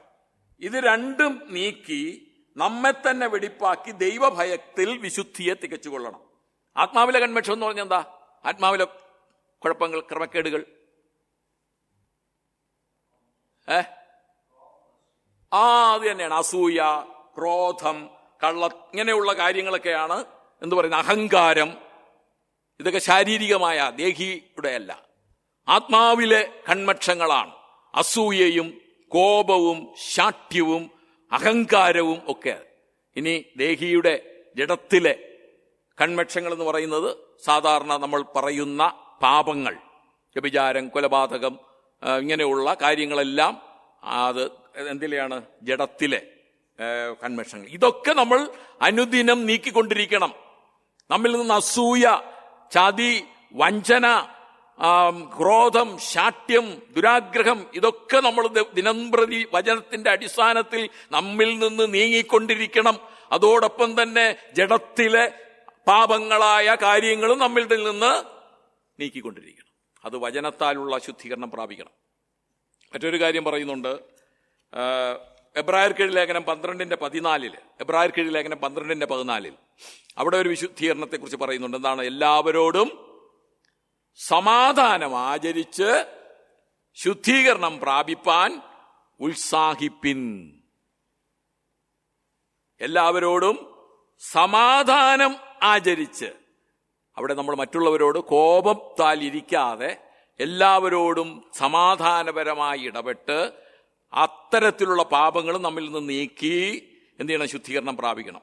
ജീവിത വിശുദ്ധീകരണം തന്നെയാണ് ഇവിടത്തെയും പ്രധാനപ്പെട്ട വിഷയം. അപ്പം വിശുദ്ധരാകുവാനായിട്ട് വിശുദ്ധിയിൽ പിന്തുടരുക എന്നുള്ളതാണ്, വിശുദ്ധിയിൽ ജീവിക്കുക, തുടരുക എന്നുള്ളതാണ്. ദൈവത്താൽ, ദൈവത്തിനു വേണ്ടി പാപങ്ങളിൽ നിന്നും വേർപെട്ട് വിശുദ്ധ ജീവിതത്തിനായിട്ട് വേർതിരിക്കുന്നതാണ് പ്രോഗ്രസീവ് സാങ്ക്ടിഫിക്കേഷൻ. മനസ്സിലായോ? അത് ദൈവത്താൽ, ദൈവത്തിനു വേണ്ടി പാപങ്ങളിൽ നിന്നും വേർപെട്ട് വിശുദ്ധ ജീവിതത്തിനായിട്ട് നമ്മെ തന്നെ വേർതിരിക്കുന്നു. അതാണ് യഥാർത്ഥ വിശുദ്ധീകരണം. ലോകത്തിൽ നിന്ന് വേർപെടുക എന്നുള്ളതല്ല അവിടെ ഉദ്ദേശിക്കുന്നത്. പിന്നെയോ ദൈവത്തിനായി വേർപെടുക. ഇതിനെ മനസ്സിലാക്കുന്നുണ്ടോ? ലോകത്തിൽ നിന്നും വേർപെടുക എന്നുള്ളതല്ല, ദൈവത്തിനായി വേർപെടുക. ഇതിനായിട്ട് പലതരത്തിലുള്ള പ്രോസസ്സുകൾ ഉണ്ട്. അതാണൊന്ന് വചനത്താൽ വിശുദ്ധീകരിക്കണം, 17:17 നമ്മൾ വായിച്ച്. മറ്റൊന്ന് ബാലശിക്ഷയാൽ ദൈവം നമ്മെ വിശുദ്ധീകരിക്കും. അല്ലേ? വിശുദ്ധീകരിക്കോ? ബാലശിക്ഷയാൽ വിശുദ്ധീകരിക്കും. എബ്രായർക്കെഴുതിയ ലേഖനം 12-ാം അധ്യായത്തിന്റെ 10-11 വാക്യങ്ങളിൽ അവർ ശിക്ഷിച്ചത് കുറെ കാലം നിങ്ങൾക്ക് വേണ്ടി ബോധിച്ച പ്രകാരം അത്രേ, അവനോ നാം അവന്റെ വിശുദ്ധി പ്രാപിക്കേണ്ടതിന് നമ്മുടെ ഗുണത്തിനായി തന്നെ നമ്മെ ശിക്ഷിക്കുന്നു. ഏത് ശിക്ഷയും തൽക്കാലം സന്തോഷകരമല്ല, ദുഃഖകരമത്രേ എന്ന് തോന്നും. പിന്നത്തേതിലോ അതിനാൽ അഭ്യാസം വന്നവർക്ക് നീതി എന്ന് സമാധാന ഫലം ലഭിക്കും. ഇവിടെ അവർ ശിക്ഷിച്ചത്, ആര് ശിക്ഷിച്ചത്? അവർ ശിക്ഷിച്ചത് കുറെ കാലവും തങ്ങൾക്ക് ബോധിച്ച പ്രകാരം അത്ര. ആരാ ആ ശിക്ഷ? ഏതാ? ലോകപരമായി പിതാക്കന്മാർ, പാരന്റ്സ് അവരുടെ മക്കളെ ശിക്ഷിക്കുന്നു. അത് അവരുടെ ബോധിച്ച പോലെയുള്ള ശിക്ഷയാണ്. അവർക്ക് തെറ്റെന്ന് തോന്നി, അവർ പാടില്ല എന്ന് തോന്നി ശിക്ഷിക്കുന്നു. അത് കുറെ കാലമേ ഉള്ളൂ. പിന്നെ ജെറമ്യാ ഒരു പരുവം വിട്ടു കഴിഞ്ഞാൽ പിന്നെ ശിക്ഷിക്കോ? സൈസോരാ? ഇല്ല അല്ലേ? ഇപ്പൊ ശിക്ഷിക്കും. ബാലശിക്ഷയാ. ഒരു പരിധി വിട്ടു കഴിഞ്ഞാൽ ശിക്ഷിക്കാനുള്ള അനുവാദം നമുക്കില്ല, കഴിയുകയില്ല. എന്നാൽ അതാണ് ഇവിടെ കുറെ കാലം, അല്ലേ? അവിടെ ഒരു പ്രയോഗം ഉണ്ടങ്ങനെ, അല്ലേ? കുറെ കാലം നിങ്ങളെ ശിക്ഷിച്ചു. കുറെ കാലം, അതാണ് അവർ ശിക്ഷിച്ചത് കുറെ കാലവും തങ്ങൾക്ക് ബോധിച്ചവണ്ണോ അത്ര. ഇനി അടുത്ത് പറയുന്ന അവനോ, ആര്? കർത്താവ്, യേശു കർത്താവ്, നാം അവന്റെ വിശുദ്ധി പ്രാപിക്കേണ്ടതിന് നമ്മുടെ ഗുണത്തിനായി തന്നെ ശിക്ഷിക്കുന്നു. ചില ബാലശിക്ഷകൾ നമുക്ക് നൽകുമ്പോൾ അത് തിരിച്ചറിയണം. ദൈവവചനത്തിന്റെ അടിസ്ഥാനത്തിൽ തിരിച്ചറിഞ്ഞ് നമ്മൾ വിശുദ്ധി പ്രാപിക്കണം. ഏതിൽ നിന്ന് വീണിരിക്കുന്നു എന്നോർത്ത് മാനസാന്തരപ്പെട്ട് ആദ്യത്തെ പ്രവൃത്തിയിലേക്ക് നമ്മൾ കടന്നു വരണം. അതാണ്. ചിലപ്പം ആ ബാലശിക്ഷ തൽക്കാലം ദുഃഖമായിട്ടൊക്കെ നമുക്ക് തോന്നും, പ്രയാസമായിട്ട് തോന്നും. പിന്നെ അത് പിന്നത്തേതിലോ അതിനാൽ അഭ്യാസം വന്ന് തികഞ്ഞവർക്ക് നീതി എന്ന സമാധാനം ലഭിക്കും. അതിൽ നമ്മൾ പരിവർത്തനം വന്ന് എന്തുകൊണ്ടാണ് എനിക്ക് ഇത് സംഭവിച്ചതെന്ന് ശോധന ചെയ്ത്, നമ്മെ തന്നെ ശോധന ചെയ്ത് നമ്മൾ അതിലെ കുറവുകൾ പരിഹരിച്ച് മുന്നോട്ട് വരുമ്പോൾ കിട്ടുന്ന സമാധാനം, നമ്മുടെ ദാവീദിന് ലഭിച്ച സമാധാനം. രക്ഷയുടെ സന്തോഷം എനിക്ക് തിരികെ തരണമേ. ഏതാണ്ട് 1 വർഷത്തോളം ദാവീദിന് സങ്കീർത്തനമൊന്നും എഴുതാൻ പറ്റില്ലെന്നാണ് പറയപ്പെടുന്നത്, പാപം ചെയ്തതിന് ശേഷം. അല്ലേ? വളരെ അസ്വസ്ഥനായിരുന്നു, ഒരു സമാധാനവുമില്ലായിരുന്നു. എൻ്റെ അസ്ഥികൾ ക്ഷയിച്ചുപോയി, എൻ്റെ അസ്ഥികൾ ക്ഷയിച്ചുപോയി, നിത്യമായ ഞരക്കത്താൽ എൻ്റെ അസ്ഥികൾ ക്ഷയിച്ചുപോയി. രാവും പകലും നിന്റെ കൈ എൻ്റെ മേൽ ഭാരമായിരുന്നു. ഇതൊക്കെ ഉണ്ടാകും. അപ്പോൾ അത് ബാലശിക്ഷയാ. ആ ബാലശിക്ഷ നമ്മൾ അത് തിരിച്ചറിഞ്ഞിട്ട് എന്ത് ചെയ്യണം? നമ്മൾ ദൈവത്തിനായിട്ട് വീണ്ടും സമർപ്പിച്ച് നമ്മെ തന്നെ വിശുദ്ധിയിലേക്ക് കൊണ്ടുവരണം. അതാണ് അത് ബാലശിക്ഷ. ഇനി മറ്റൊരു ഒരു തരത്തിലുള്ള പ്രക്രിയയുണ്ട്. ഇത് പ്രാക്ടിക്കലായിട്ട് നമ്മൾ ചെയ്യേണ്ട കാര്യമാണ്. അതുകൂടെ നാം പറഞ്ഞു പോയില്ലെങ്കിൽ ശരിയാവില്ല. കർത്താവ് പ്രാർത്ഥിക്കുമ്പോൾ ഇതെല്ലാം അതിൽ ഉൾക്കൊണ്ടിട്ടുണ്ട്. മറ്റൊന്ന്, അപ്പോൾ 1 വചനത്താലുള്ള ശുദ്ധീകരണം, 2 ബാലശിക്ഷയാലുള്ള ശുദ്ധീകരണം, 3 സമർപ്പണത്താൽ ദൈവത്തിനായിട്ട് നമ്മെ സമർപ്പിക്കുമ്പോൾ ഉണ്ടാകുന്ന ഒരു ശുദ്ധീകരണമുണ്ട്. അല്ലേ? സമർപ്പണം. റോമർക്കെഴുതിയ ലേഖനം 6-ാം അധ്യായം 19-ാമത്തെ വാക്യത്തിൽ, നിങ്ങളുടെ ജഡത്തിന്റെ ബലഹീനത നിമിത്തം ഞാൻ മാനുഷ്യ രീതിയിൽ പറയുന്നു. അടുത്ത് പറയുന്നത്, നിങ്ങളുടെ അവയവങ്ങളെ അധർമ്മത്തിനും അശുദ്ധിക്കും അടിമകളായി സമർപ്പിച്ചതുപോലെ ഒരു കാലത്ത് അതിനുവേണ്ടി നിങ്ങൾ സമർപ്പിച്ചു. ഇപ്പോൾ നിങ്ങളുടെ അവയവങ്ങളെ വിശുദ്ധീകരണത്തിനായി നീതിക്ക് അടിമകളായി സമർപ്പിപ്പിൻ. അപ്പോൾ വിശുദ്ധീകരണത്തിന്റെ മറ്റൊരു ഭാഗമാണിത്. നമ്മെ തന്നെ വിശുദ്ധീകരണത്തിനായിട്ട് ദൈവത്തിനായിട്ട് സമർപ്പിച്ചുകൊണ്ട് നമുക്ക് വിശുദ്ധീകരിക്കാനായിട്ട് കഴിയും. വചനത്താൽ വിശുദ്ധീകരിക്കപ്പെടണം. ബാലശിക്ഷയാൽ നാം വിശുദ്ധീകരിക്കപ്പെടാൻ ദൈവം ആഗ്രഹിക്കുന്നുണ്ട്. മാത്രമല്ല, നമ്മെ തന്നെ ദൈവത്തിനായിട്ട് സമർപ്പിക്കുന്നതിലൂടെ, ഞാൻ ദൈവത്തിൻ്റെതാണ്, നമ്മുടെ അവയവങ്ങളും എല്ലാം ദൈവത്തിനായിട്ട് സമർപ്പിക്കപ്പെടണം. തിന്നാലും കുടിച്ചാലും എന്ത് ചെയ്താലും ദൈവത്തിന്റെ മഹത്വത്തിനായിട്ട് ചെയ്യുവിൻ. അത്തരത്തിലുള്ള ഒരു സമർപ്പണം നമ്മുടെ ജീവിതത്തിൽ ഉണ്ടാകണമെന്നാണ്. ഇപ്പോൾ നിങ്ങളുടെ അവയവങ്ങളെ വിശുദ്ധീകരണത്തിന് അടിമകളായി സമർപ്പിപ്പിൻ. നമ്മളെപ്പോഴും പറയുന്ന ഒരു വാക്യമുണ്ട്, റോമർക്കെഴുതിയ ലേഖനം 12-ാം അധ്യായത്തിന്റെ 1-2 വാക്യങ്ങൾ. അല്ലേ? എന്താ? ഈ ലോകത്തിന് അനുരൂപമാകാതെ നന്മയും പ്രസാദവും പൂർണ്ണതയുമുള്ള ദൈവഹിതം ഇന്നെന്ന് അറിഞ്ഞ് നിങ്ങളുടെ അവയവങ്ങളെ ജീവനും വിശുദ്ധിയും ദൈവത്തിന് പ്രസാദവുമുള്ള യാഗമായി സമർപ്പിപ്പിൻ. സമർപ്പണം. അപ്പോൾ വിശുദ്ധീകരണത്തിന്റെ 3-ാമത്തെ ഒരു പ്രോസസ്സാണ് സമർപ്പണം എന്ന് പറയുന്നത്. 1 വചനത്താൽ, ബാലശിക്ഷയാൽ, സമർപ്പണത്താൽ. ഇനി മറ്റൊരു വിശുദ്ധീകരണമുണ്ട്. 2 കൊരിന്ത്യർ 7:1 നമ്മൾ വായിച്ചതാണ്. സകല കന്മക്ഷവും നീക്കി നമ്മെ തന്നെ വെടിപ്പാക്കി ദൈവത്തിൽ വിശുദ്ധിയെ തികയ്ക്കാം. മനസ്സിലായോ? കന്മക്ഷം നമ്മൾ തന്നെ നീക്കി നമ്മെ തന്നെ വെടിപ്പാക്കുന്നു എന്ന് പറഞ്ഞാൽ തന്നെത്താൻ ശോധന ചെയ്തുള്ള ഒരു വിശുദ്ധീകരണം. ഞാൻ ഈ ചെയ്യുന്നത് ശരിയാണോ? നമ്മൾ ഈ കർത്തൃമേശയോടുള്ള ബന്ധത്തിൽ കൊരിന്ത്യർക്കെഴുതിയ 1-ാം ലേഖനം 11-ാം അധ്യായം വായിച്ചു വരുമ്പോൾ അവിടെ പറയുന്നുണ്ട്, തന്നെത്താൻ ശോധന ചെയ്തിട്ട് വേണം ഇതിൽ നിന്ന് പങ്കെടുക്കാൻ. നീ നിന്നെ തന്നെ വിധിച്ചാൽ വിധിക്കപ്പെടുകയില്ല. അങ്ങനെ ഒരു വാക്യല്ലേ? നീ നിന്നെ തന്നെ വിധിച്ചാൽ വിധിക്കപ്പെടുകയില്ല. എന്താ അത്? തന്നെത്താൻ ശോധന ചെയ്യണം, നമ്മളെ തന്നെ വിധിക്കണം എന്ന് പറഞ്ഞാൽ ഞാൻ ഇന്ന കാര്യത്തിൽ. നമ്മൾ സാധാരണ ഈ തിരുവത്താഴത്തിന് പങ്കെടുക്കാനായിട്ട് വരുന്നതിന് മുമ്പ് വീട്ടിൽ വെച്ചൊരു ഒരു ഹോൾ പ്രയർ ഉണ്ടെന്നാണ് ഞാൻ പലപ്പോഴും മനസ്സിലാക്കിയിട്ടുള്ളത്. കർത്താവേ, അങ്ങയുടെ കൽപ്പന ആചരിക്കുവാൻ കർത്തൃമേശ എടുക്കുവാനായിട്ട് പോവുകയാണ്. എന്നിൽ എന്തെങ്കിലുമൊക്കെ ഒരുപാട് കുഴപ്പങ്ങളൊക്കെ വന്നിട്ടുണ്ട്, അതിലെല്ലാം എന്നെ നീക്കി ശുദ്ധീകരിക്കണം. അങ്ങനെ പ്രാർത്ഥിക്കാറുണ്ട്? പ്രാർത്ഥിക്കാറുണ്ടല്ലേ? അങ്ങനെയല്ല പ്രാർത്ഥിക്കേണ്ടത്. ശോധന ചെയ്യണം, നമ്മളെ തന്നെ ശോധന. കർത്താവേ, ഞാൻ ഇന്ന ശോധനയും മനസ്സിലാവും, ഞാൻ ഇന്ന കാര്യത്തിൽ എനിക്ക് പ്രശ്നമുണ്ട്, അതിൽ ഞാൻ വീണുപോയി. അപ്പോൾ ആ ശോധന ചെയ്തിട്ട് എന്നെ വിധിക്കണം, ഞാൻ കുറ്റക്കാരനാ. അതാണ് നിന്നെ തന്നെ വിധിക്കുക. വിധിക്കണം. വിധിച്ചിട്ട് ഏറ്റുപറഞ്ഞ് പാപം ഉപേക്ഷിച്ച് നിരപ്പ് പ്രാപിച്ചിട്ട് ഇതിൽ പങ്കെടുക്കണം. ഇതാണ് തന്നെത്താൻ ശോധന ചെയ്തിട്ട് വേണം ഇതിൽ നിന്ന് പങ്കെടുക്കുവാൻ. നീ നിന്നെ തന്നെ വിധിച്ചാൽ നീ വിധിക്കപ്പെടുകയില്ല, പിന്നെ നീ ശിക്ഷ അനുഭവിക്കുകയില്ല. എന്ന് പറഞ്ഞാൽ ദൈവത്തിന്റെ ആ കോടതിയിലുള്ള ശിക്ഷയിൽ നിന്നുള്ള ഒരു വിടുതൽ. പാപത്തിന് പരിണത ഫലമുണ്ട്, നമ്മൾ കഴിഞ്ഞ ആഴ്ചയും പഠിച്ചതാണ്, ഉണ്ടാകില്ല എന്നുള്ളതാണ്. അപ്പൊ തന്നെത്താൻ ശോധന ചെയ്ത്, അപ്പോൾ ഇങ്ങനെ 4 തരത്തിലുള്ള പ്രോസസ്സിലൂടെ നമുക്ക് വിശുദ്ധീകരണം പ്രാപിക്കാനായിട്ട് കഴിയും. ഏതൊക്കെയാണത്? 1, വചനത്താൽ, വചനം വായിച്ചതാണ് കർത്താവ്, വചനത്താൽ അവരെ വിശുദ്ധീകരിക്കണമേ. 2, ബാലശിക്ഷയാലുള്ള വിശുദ്ധീകരണം. 3, സമർപ്പണത്താൽ, നമ്മെ ഉണ്ടാക്കുന്ന വിശുദ്ധീകരണം. മറ്റൊന്ന് തന്നെത്താൻ ശോധന ചെയ്ത് നമ്മിൽ വരുത്തുന്ന വിശുദ്ധീകരണം. മനസ്സിലായോ? 2ാമത്തെ വിശുദ്ധീകരണം. 1ാമത്തെ വിശുദ്ധീകരണം ഏതായിരുന്നു? രക്ഷിക്കപ്പെടുമ്പോൾ പൊസഷണൽ, അല്ലേ? സ്ഥാനീയമായ വിശുദ്ധീകരണം. പിടികിട്ടുന്നുണ്ടോ? ഇല്ലെങ്കിൽ ചോദിക്കണേ. എന്താ ഹെർമൻ? ഓക്കെ. സ്ഥാനീയമായ വിശുദ്ധീകരണം, അത് നമ്മൾ രക്ഷിക്കപ്പെടുന്ന സമയത്ത് നമ്മൾക്കുണ്ടാകുന്ന വിശുദ്ധീകരണം. 2ാമത് പ്രോഗ്രസീവ്, അത് നമ്മുടെ ജീവിതത്തിൽ അനുദിനം പാലിച്ചുകൊണ്ടേയിരിക്കേണ്ട, വിശുദ്ധി പ്രാപിച്ചുകൊണ്ടേയിരിക്കേണ്ടത് ആയ വിശുദ്ധീകരണം.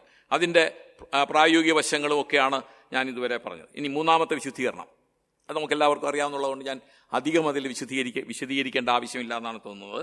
എറ്റേണൽ സാങ്ക്ടിഫിക്കേഷൻ, സമ്പൂർണ്ണ വിശുദ്ധീകരണം. ഇതാണ് അവസാനമായി ആത്യന്തികമായി നമുക്കെല്ലാവർക്കും ലഭിക്കുന്ന ഒരു വിശുദ്ധീകരണം. അത് ശരീരത്തിന് ഉൾപ്പെടെയുള്ള വിശുദ്ധീകരണമാണ്. എന്ന് പറഞ്ഞാൽ ഈ ജഡം ഇരിക്കുന്ന ശരീരത്തിന് ഉൾപ്പെടെ സംഭവിക്കുന്ന വിശുദ്ധീകരണത്തെയാണ് എന്ന് പറയുന്നത് സമ്പൂർണ്ണ വിശുദ്ധീകരണം. കർത്താവിന്റെ രൂപത്തോട് അനുരൂപപ്പെടുന്ന വിശുദ്ധീകരണം, അല്ലെ? 1 തെസ്സലോനിക്കർ അതിന്റെ 5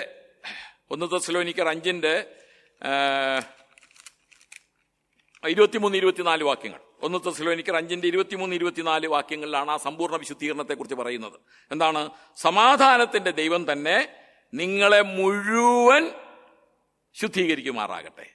നിങ്ങളുടെ ആത്മാവും, അവിടെ പറയുന്നത് നിങ്ങളുടെ ആത്മാവും പ്രാണനും ദേഹവും, നിങ്ങളുടെ ആത്മാവും പ്രാണനും ദേഹവും, അടുത്ത് പറയുന്നുണ്ട് അശേഷം എന്ന് പറഞ്ഞാൽ പൂർണ്ണമായിട്ട് നമ്മുടെ കർത്താവായ യേശു ക്രിസ്തുവിന്റെ പ്രത്യക്ഷതയിൽ അനന്യമായി, ബ്ലെയിംലെസ്സായി, അനന്യമായി വെളിപ്പെടും വണ്ണം കാക്കപ്പെടുമാറാകട്ടെ. എന്നിട്ട് 24ാമത്തെ വാക്യത്തിൽ പറയുന്നത് എന്താണ്? നിങ്ങളെ വിളിച്ചിരിക്കുന്നവൻ വിശ്വസ്തൻ ആകുന്നു, അവനത് നിവർത്തിക്കും. നമ്മൾ നിവർത്തിക്കുന്ന കാര്യമേ അല്ല. ഈ അവസാനത്തെ സമ്പൂർണ്ണ വിശുദ്ധീകരണം എന്ന് പറയുന്നതിൽ നമുക്ക് യാതൊരു പങ്കുമില്ല. പ്രോഗ്രസീവായിട്ടുള്ളതിൽ നമുക്കൊരുപാട് പങ്കുകളുണ്ട്. ആദ്യത്തേതിലും അവസാനത്തേതിലും നമുക്ക് യാതൊരു പങ്കും ഇല്ല. അതാണ് സമ്പൂർണമായ വിശുദ്ധീകരണം എന്ന് പറയുന്നത്. ഒരു കോട്ടവും ഇല്ലാതെ തനിക്ക് തന്നെ തേജസ്സോടെ മുൻനിർത്തേണ്ടതിനൊന്നൊരു വാക്യം എഫേസ്യർക്ക് ലേഖനം 5:27 ഇല്ലേ? നമ്മെ ഒരു കോട്ടവുമില്ലാതെ തനിക്ക് തന്നെ തേജസ്സോടെ മുൻനിർത്തേണ്ടത്. 1 യോഹന്നാൻ 3:2 ഒരു നല്ല വാക്യമുണ്ട്. അതോട് ബന്ധിച്ച് അവൻ പ്രത്യക്ഷനാകുമ്പോൾ നാം അവനെ താൻ ഇരിക്കും പോലെ തന്നെ കാണുന്നതാകൊണ്ട് അവനോട് സദൃശ്യന്മാരാകും. ഇല്ലേ? ഇവിടെ എന്താ പറയുന്നത്? കർത്താവ് പ്രത്യക്ഷനാകുമ്പോൾ നമുക്ക് ദൈവത്തെ അതുപോലെ കാണണമെങ്കിൽ എന്ത് ആകണം? നമ്മൾ എന്താകണം? അവനോട് സദൃശ്യന്മാരാകണം. അശുദ്ധമായി ഈ ശരീരത്തോടു കൂടെ നമുക്ക് പോയി ദൈവത്തെ കാണുവാനായിട്ട് പറ്റില്ല. അതുകൊണ്ട് കർത്താവ് മധ്യാകാശത്തിൽ വരുമ്പോൾ ആദ്യം ചെയ്യുന്ന പ്രവൃത്തി അതാണ്. എന്താ? നമ്മെ അവന്റെ രൂപത്തോട് അനുരൂപമാക്കിയിട്ടാണ് എടുക്കുന്നത്. അങ്ങ് എടുത്തിട്ടല്ല നമ്മുടെ രൂപത്തെ മാറ്റുന്നത്. അത് പറ്റില്ല. ഈ മരിച്ചവർ ആദ്യം ഉയർത്തെഴുന്നേൽക്കും.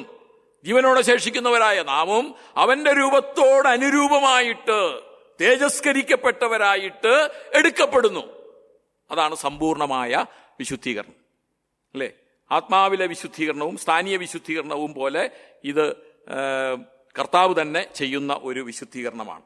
ദേഹവും ദേഹിയും ആത്മാവുമൊക്കെ അത് കർത്താവിൻ്റെ സന്നിധിയിൽ അനന്യമായി വെളിപ്പെടുന്ന ഒരു വിശുദ്ധീകരണം. നമ്മൾ യൂദയുടെ ലേഖനം പഠിച്ച അവസാനം വന്നപ്പോൾ തേജസ്സോടെ നിർത്തേണ്ടതിന് എന്നുള്ളൊരു പ്രയോഗമുണ്ട് അല്ലേ? അത് നമ്മൾ വിശദമായിട്ട് കണ്ടതാണ്. ഫിലിപ്പിയർക്ക് ലേഖനം 3:21 ഇങ്ങനെ വാക്യമുണ്ട്: അവൻ സകലവും തനിക്ക് കീഴ്പ്പെടുത്തുവാൻ കഴിയുന്ന തന്റെ വ്യാപാര ശക്തിയാൽ, അടുത്തത്, നമ്മുടെ താഴ്ചയുള്ള ശരീരങ്ങളെ തന്റെ മഹത്വമുള്ള ശരീരത്തോട് അനുരൂപമായി രൂപാന്തരപ്പെടുത്തും.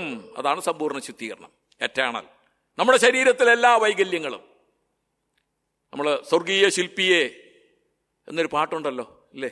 നല്ല പാട്ടാ അല്ല? എങ്ങനെയാ നമ്മുടെ ശരീരം വിണ്മയമായി തീരുമെന്നാണ് അല്ലേ? വിണ്മയമായി തീരും. അന്ധന് കാഴ്ചയും ചെകിടന് കേൾവിയും ഒക്കെ നൽകും. ഊമനും മുടന്തനും ഒക്കെ കുതിച്ചുയരും എന്നാണ് പറയുന്നത്. അപ്പോൾ നമ്മുടെ ശരീരത്തിലെ പോലും എല്ലാ വൈകല്യങ്ങളെയും നീക്കി ഹാൻഡിക്യാപ്ഡ് എന്ന് പറയുന്ന ഒരു സമ്പ്രദായം ദൈവസന്നിധിയില് ഇല്ല. എല്ലാവരും ഒരുപോലെ സമ്പൂർണമായി എല്ലാവരും തേജസ്കരിക്കപ്പെട്ടവരായി ദൈവത്തിന്റെ രൂപത്തോട് അനുരൂപമായി ദൈവസന്നിധിയിൽ ചേർക്കപ്പെടുന്നതാണ് സമ്പൂർണ്ണ വിശുദ്ധീകരണം, എറ്റേണൽ സാങ്ക്ടിഫിക്കേഷൻ. അതിലും നമുക്കൊരു പങ്കുമില്ല.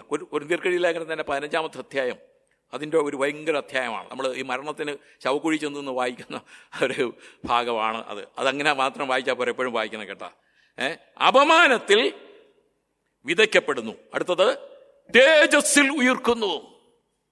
അപമാനത്തിൽ വിതയ്ക്കപ്പെടുന്നു, കുഴിച്ചിടുന്നു. തേജസ്സിൽ ഉയർക്കുന്നു. അടുത്ത്, ബലഹീനതയിൽ വിതയ്ക്കപ്പെടുന്നു, ശക്തിയിൽ ഉയർക്കുന്നു. Raised in glory and raised in power. ഇതാണ് സമ്പൂർണ്ണ വിശുദ്ധീകരണം. നമ്മുടെ ശരീരത്തിലെ എല്ലാ കുറവുകളും നീക്കി ഒരു കുഴപ്പവുമില്ലാതെ വടിവൊത്ത ശരീരമായി ദൈവത്തിന്റെ ശരീരത്തോട്, കർത്താവിന്റെ ശരീരത്തോട് അനുരൂപമായി നമ്മെ രൂപാന്തരപ്പെടുത്തി എടുക്കുന്ന ഒരു വിശുദ്ധീകരണം. യൂദയുടെ 24-ാം വാക്യത്തിൽ ഇങ്ങനെയാണ്: വീഴാതെ വണ്ണം സൂക്ഷിച്ച് തന്റെ മഹിമാസന്നിധിയിൽ കളങ്കമില്ലാത്തവനായി നിർത്തുവാൻ ശക്തിയുള്ളവന് ഇന്ന് വന്നേക്കും മഹത്വവും സ്തോത്രവും എന്നാണ്. പ്രിയമുള്ളവരെ, നമ്മൾ 3 തരത്തിലുള്ള വിശുദ്ധീകരണത്തെക്കുറിച്ച് നമ്മൾ പഠിച്ചു കഴിഞ്ഞു അല്ലേ? അതാണ് സത്യത്താൽ അവരെ വിശുദ്ധീകരിക്കണമേ. ഇതിൽ കർത്താവ് പ്രാധാന്യം കൊടുത്തത് ഏത് വിശുദ്ധീകരണം? ഏതിനു വേണ്ടിയാണ് പ്രാർത്ഥിച്ചത്? ആദ്യത്തേതിനു വേണ്ടിയാണോ? അല്ല. അവസാനത്തേതിനു വേണ്ടിയാണോ? ഇതിൻ്റെ ഇടയ്ക്കുള്ള, അതാണ് ഈ ഭൂമിയിലായിരിക്കുമ്പോൾ നമുക്ക് വേണ്ടത്. ഈ ഭൂമിയിലായിരിക്കുമ്പോൾ നമുക്ക് വേണ്ട വിശുദ്ധീകരണം എന്ന് പറയുന്നത് അതാണ്. അതിനാണ് നമ്മളിപ്പോൾ പ്രാധാന്യം കൊടുക്കുന്നത്. മറ്റതൊക്കെ ദൈവം ചെയ്യുന്ന കാര്യമാണ്, ദൈവം ചെയ്ത കാര്യമാണ്, ദൈവം ഇനി ചെയ്യാൻ പോകുന്ന കാര്യമാണ്. അതിനെക്കുറിച്ച് നമ്മൾ വലിയ നമ്മുടെ പ്രത്യാശയും പ്രതീക്ഷയും ഒക്കെ നമ്മിൽ നിറയണം. ആ പ്രത്യാശ നമ്മിൽ വളരണം. അതൊക്കെ ആവശ്യമാണെങ്കിലും നമ്മുടെ ഇന്നത്തെ ഈ ലോക ജീവിതത്തിൽ നാം പ്രധാനമായും ശ്രദ്ധിക്കേണ്ടത് ഈ പ്രോഗ്രസീവ് സാങ്ക്ടിഫിക്കേഷൻ, വചനത്താലുള്ള വിശുദ്ധീകരണം നാം അനുദിനം പ്രാപിച്ചുകൊണ്ടേയിരിക്കണം. ഇതിൽ നിന്ന് വീണുപോയാൽ ആത്മാവ് ദുഃഖിക്കും, കർത്താവ് ദുഃഖിക്കും. അതിൻ്റെ പരിണിത ഫലങ്ങളൊക്കെ നമ്മൾ അനുഭവിക്കേണ്ടി വരും. ദൈവം നമ്മെ സഹായിക്കട്ടെ. ഇത്രയാണ് ശിഷ്യന്മാർക്ക് വേണ്ടിയുള്ള പ്രാർത്ഥന. ഏതാണ്ട് നിങ്ങൾക്കൊരു കാര്യങ്ങളൊക്കെ മനസ്സിലായി. ഈ അധ്യായം വീണ്ടും നിങ്ങൾ വായിച്ചാൽ കൂടുതൽ കാര്യങ്ങൾ നിങ്ങൾക്ക് മനസ്സിലാക്കാനായിട്ട് കഴിയും. ഇനി അവസാനത്തെ ഭാഗം ഞാനൊന്ന് തുടങ്ങി വെച്ചിട്ട് നിർത്താം. ഒരു 5-10 മിനിറ്റ് കൂടെ ഉണ്ടല്ലോ, തുടങ്ങാമല്ലോ, കുഴപ്പമില്ലല്ലോ. ഓക്കെ. അടുത്തത് ആർക്ക് വേണ്ടിയുള്ള പ്രാർത്ഥനയാണ്? 17:20 മുതൽ 26 വരെ. എൻ്റെ 20-ാമത്തെ വാക്യം മാത്രം ഒന്ന് വായിച്ചോ ആരെങ്കിലും.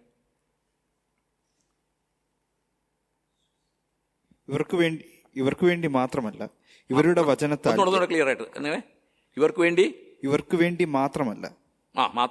ഓക്കെ. ഇവരുടെ വചനത്താൽ എന്നിൽ വിശ്വസിക്കുവാനിരിക്കുന്നവർക്ക് വേണ്ടിയും ഞാൻ അപേക്ഷിക്കുന്നു. മതി. ശിഷ്യന്മാർക്ക് വേണ്ടിയൊക്കെ പ്രാർത്ഥിച്ചു കഴിഞ്ഞ് അങ്ങ് അവസാനിപ്പിക്കായിരുന്നു. ദൈവമേ, പിതാവിനും പുത്രനും പരിശുദ്ധാത്മാവിനും മഹത്വം ഉണ്ടാകട്ടെ, ആദ്യമെങ്കിലും എപ്പോഴും തന്നെ എന്ന് പറഞ്ഞു വേണമെങ്കിൽ അങ്ങ് അവസാനിപ്പിക്കാമായിരുന്നു. അവിടെ നിർത്തിയില്ല. ദൈവത്തിൻ്റെ വീക്ഷണം, അവൻ്റെ ഉൾക്കാഴ്ച നമ്മിലേക്ക്, എന്നിലേക്കും വന്നു. ഇവർക്ക് വേണ്ടി മാത്രമല്ല ഞാനിത് അപേക്ഷിക്കുന്നത്. എന്താ? ഇനി ഇവരുടെ വചനത്താൽ വിശ്വസിപ്പാനിരിക്കുന്നവർക്ക് വേണ്ടിയും അപേക്ഷിക്കുന്നു. Praying for future believers. അങ്ങനെ ഒരു പ്രാർത്ഥന നമ്മൾ പ്രാർത്ഥിക്കാറുണ്ടോ? എന്താ സൈസോര? തലമുറകൾക്ക് വേണ്ടി നമ്മൾ പ്രാർത്ഥിക്കും അല്ലേ? അല്ലേ? പ്രാർത്ഥിക്കില്ലേ? പ്രാർത്ഥിക്കും. തലമുറകൾക്ക് വേണ്ടി നമ്മൾ പ്രാർത്ഥിക്കും. കർത്താവിൻ്റെ ആ വീക്ഷണം എന്ന് പറഞ്ഞാൽ കർത്താവിൻ്റെ ആ അവസാനം രക്ഷിക്കപ്പെടുന്ന ആ വ്യക്തിക്ക് വേണ്ടി വരെ പ്രാർത്ഥിക്കുക. കർത്താവിന് പറ്റുമോ? ഇല്ലേ? അവർക്ക് വേണ്ടിയും ഞാൻ അപേക്ഷിക്കുന്നു എന്ന് പറഞ്ഞാൽ എന്താ ഈ അപേക്ഷ? സഭയ്ക്ക് വേണ്ടിയുള്ള അപേക്ഷ. സഭയ്ക്ക് വേണ്ടിയുള്ള അപേക്ഷ. ഇതുകൊണ്ട് എന്തുകൊണ്ടാണ് കർത്താവേ ഇനി വിശ്വസിപ്പാനിരിക്കുന്നവർക്ക് വേണ്ടി ഞാൻ അപേക്ഷിക്കുന്നു എന്ന് പറഞ്ഞിട്ട് പ്രധാനമായിട്ട് 3 കാര്യങ്ങൾ അപേക്ഷിക്കുന്നത്? ശിഷ്യന്മാർക്ക് വേണ്ടി 4 കാര്യങ്ങളായിരുന്നു. പ്രധാനമായിട്ടും ഇവിടെ വിശ്വസിപ്പാനിരിക്കുന്നവർക്ക് വേണ്ടി അപേക്ഷിക്കുന്ന 3 കാര്യങ്ങളാണ്. എന്തിനു വേണ്ടിയാണ്? നമ്മെ മുൻകണ്ടു അവൻ. അല്ല, കഴിഞ്ഞ ക്ലാസ്സിലല്ലേ ജെയിംസ് സാർ പറഞ്ഞ മുന്നറിവ് അല്ലേ? മുന്നറിവ് ഇല്ല, പറഞ്ഞില്ലേ? അത് മുന്നറിവ്, മുൻനിർണയമല്ല, മുന്നറിവ്, ഫോർ നോളജ് അല്ലേ? മുന്നറിവ്, അതിനെക്കുറിച്ച് പറഞ്ഞു. ആ മുന്നറിവ് ദൈവത്തിനുണ്ടെന്നേ. ആ മുന്നറിവിൻ പ്രകാരമുള്ള പ്രാർത്ഥനയാണ് ഈ വിശ്വസിപ്പാനിരിക്കുന്നവർക്ക് വേണ്ടിയുള്ള പ്രാർത്ഥന. ഭാവിയിലുള്ള സഭയെ തന്റെ രക്തത്താൽ വീണ്ടെടുക്കപ്പെടുന്ന സമ്പാദിക്കുന്ന സഭയെ മുൻകണ്ടുകൊണ്ട് താൻ പ്രാർത്ഥിക്കുന്ന പ്രാർത്ഥന. എന്തുകൊണ്ട് അങ്ങനെ പ്രാർത്ഥിക്കേണ്ടി വന്നു? ശിഷ്യന്മാർക്ക് വേണ്ടി പ്രാർത്ഥിക്കേണ്ടി വന്നു. അവരാദ്യം ശിഷ്യന്മാർക്ക് വേണ്ടി പ്രാർത്ഥിച്ച ആദ്യത്തെ പ്രാർത്ഥന എന്താണ്? അവർ നമ്മെപ്പോലെ ഒന്നാകണം. അവർ നമ്മെപ്പോലെ ഒന്നാകണം. കാരണം അവരിൽ അനൈക്യം അതൊക്കെ വരും എന്നുള്ളത് കൃത്യമായിട്ട് അറിഞ്ഞുകൊണ്ടുള്ള പ്രാർത്ഥനയാണ്. അതുപോലെ തന്നെയാണ് സഭയെ മുൻകണ്ടപ്പോൾ സഭയിലുണ്ടാകുന്ന സഭ എന്ന് ഞാൻ പറയുന്നത് ഒരു പ്രാദേശിക സഭ എന്നുള്ള വീക്ഷണത്തിലല്ല. ക്രിസ്തു സഭ, യൂണിവേഴ്സൽ ചർച്ച്, സാർവത്രിക സഭ. ഈ സഭയെ മുൻകണ്ടുകൊണ്ട് സഭയിലുണ്ടാകുന്ന അനൈക്യം, സ്നേഹമില്ലായ്മ, ക്രിസ്തു മഹത്വം ദർശിക്കാതെയുള്ള പ്രവർത്തനങ്ങൾ, ഇതൊക്കെ മുന്നറിഞ്ഞ് അവർക്ക് വേണ്ടി പ്രാർത്ഥിക്കുന്ന പ്രാർത്ഥന. ഇന്നും പ്രാർത്ഥിച്ചുകൊണ്ടിരിക്കുക കർത്താവില്ലേ നമുക്ക് വേണ്ടി? ഇന്ന് പ്രാർത്ഥിക്കുന്നുണ്ടോ കർത്താവ് നമുക്ക് വേണ്ടി?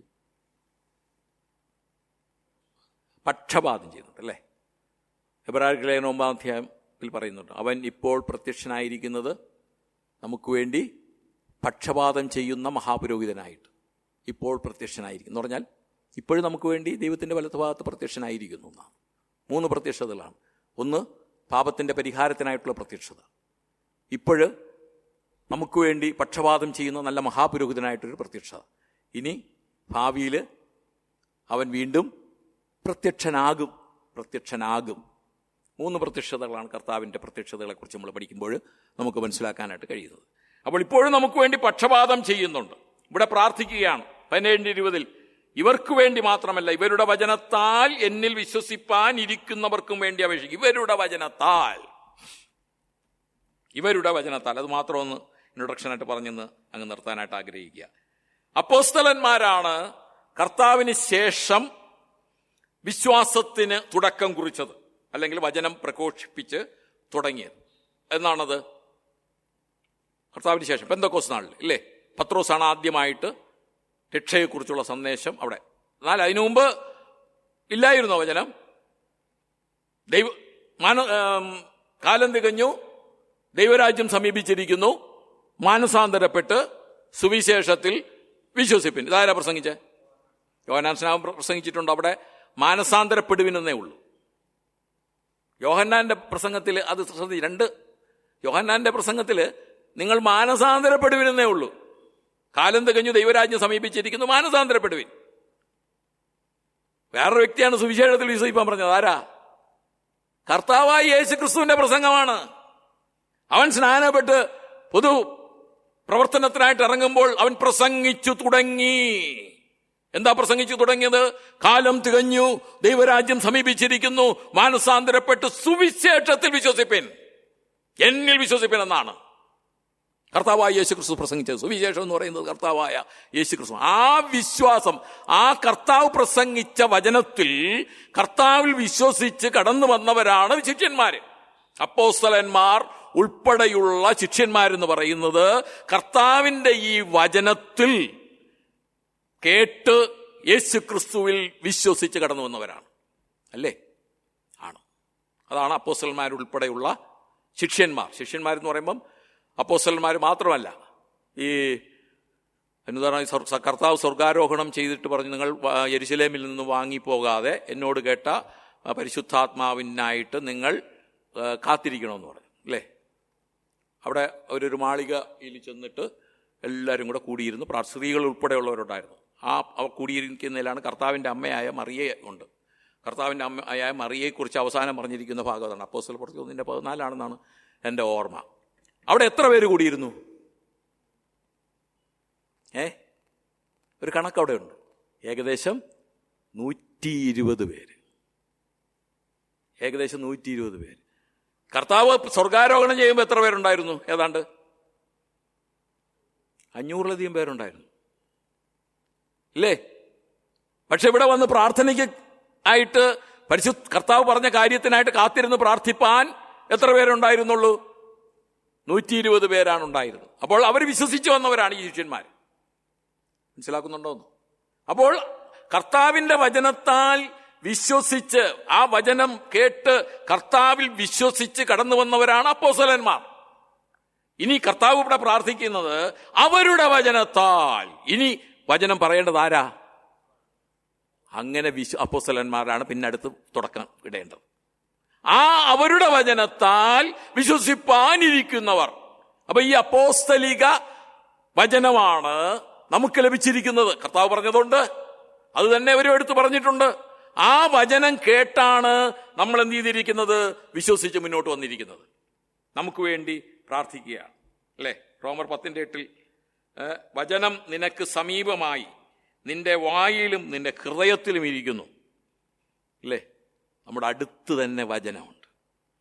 ആ വചനം കേട്ട് വിശ്വസിക്കുന്നവരാണ് നമ്മൾ. അല്ലേ? ആകയാൽ വിശ്വാസം കേൾവിയാലും 10:17 റോമർ 10:17 ആകയാൽ വിശ്വാസം കേൾവിയാലും കേൾവി ക്രിസ്തുവിന്റെ വചനത്താലും വരുന്നു. അപ്പോൾ ഈ വചനത്തിന്റെ കേൾവിയാണ് ശരിക്കും വിശ്വാസത്തിന്റെ ആധാരം. ആ വചന കേൾവി എന്ന് പറയുമ്പോൾ തിരുവചനം ഇങ്ങനെ എടുത്ത് വായിക്കുന്നത് മാത്രമല്ല, അത് പ്രസംഗിക്കുമ്പോൾ കേൾക്കുന്നത് മറ്റൊന്നാണെങ്കിൽ പലതരത്തിലാണ് ആ കേൾവി ഉണ്ടാകുന്നത്. ജീവിതത്തിലൂടെയും കേൾക്കാനായിട്ട് കഴിയും, മറ്റുള്ളവരുടെ ജീവിതത്തിലൂടെയും നമുക്ക് കേൾക്കാനായിട്ട് കഴിയും. ഈ ദൈവത്തിന്റെ വചനത്തിൽ ആണ്, ആ വചനത്തിനാണ് പിന്നെ പ്രാധാന്യം കൊടുത്തിരിക്കുന്നത്. ഒരു കാര്യം കൂടെ പറഞ്ഞു, 1 കൊരിന്ത്യർ 1:21 പറയുന്നുണ്ടല്ലോ, ദൈവത്തിന്റെ ജ്ഞാനത്തിൽ ലോകം ജ്ഞാനത്താൽ ദൈവത്തെ അറിയായിക കൊണ്ട് വിശ്വസിക്കുന്നവരെ പ്രസംഗത്തിന്റെ ഭോഷത്താൽ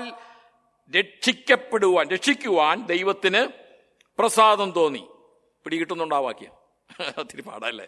ദൈവത്തിന്റെ ജ്ഞാനത്തിൽ ലോകം ജ്ഞാനത്താൽ ദൈവത്തെ അറിയായകൊണ്ട് എന്ന് പറഞ്ഞാൽ ലോകത്തിന്റെ ജ്ഞാനം കൊണ്ട് ദൈവത്തെ അറിയുവാനായിട്ട് പറ്റില്ല. ദൈവത്തിന്റെ ജ്ഞാനത്തിൽ, അത് മറ്റുള്ളവർ വിചാരിക്കുന്ന പ്രസംഗം എന്ന് പറയുന്നത്, ദൈവവചനത്തിന്റെ പ്രസംഗം എന്ന് പറയുന്നത് ഒരു ഭോഷത്വമാണ്. ആ ഭോഷത്വമെന്ന് ലോകർ കരുതുന്ന ആ വചനത്തിന്റെ പ്രഘോഷണത്താൽ ദൈവം എന്ത് ചെയ്യുന്നു? ദൈവം രക്ഷിക്കുവാൻ പ്രസാദം തോന്നി. മറ്റൊരു വാക്യമുണ്ടല്ലോ, എൻ്റെ വേദഭാഗം 1 കൊരിന്ത്യർ 1:18 ക്രൂശിന്റെ വചനം നശിച്ചു പോകുന്നവർക്ക് ഭോഷത്വവും രക്ഷിക്കപ്പെടുന്ന നമുക്കോ ദൈവശക്തിയുമാകുന്നു. For the preachers of cross എന്നാണ്.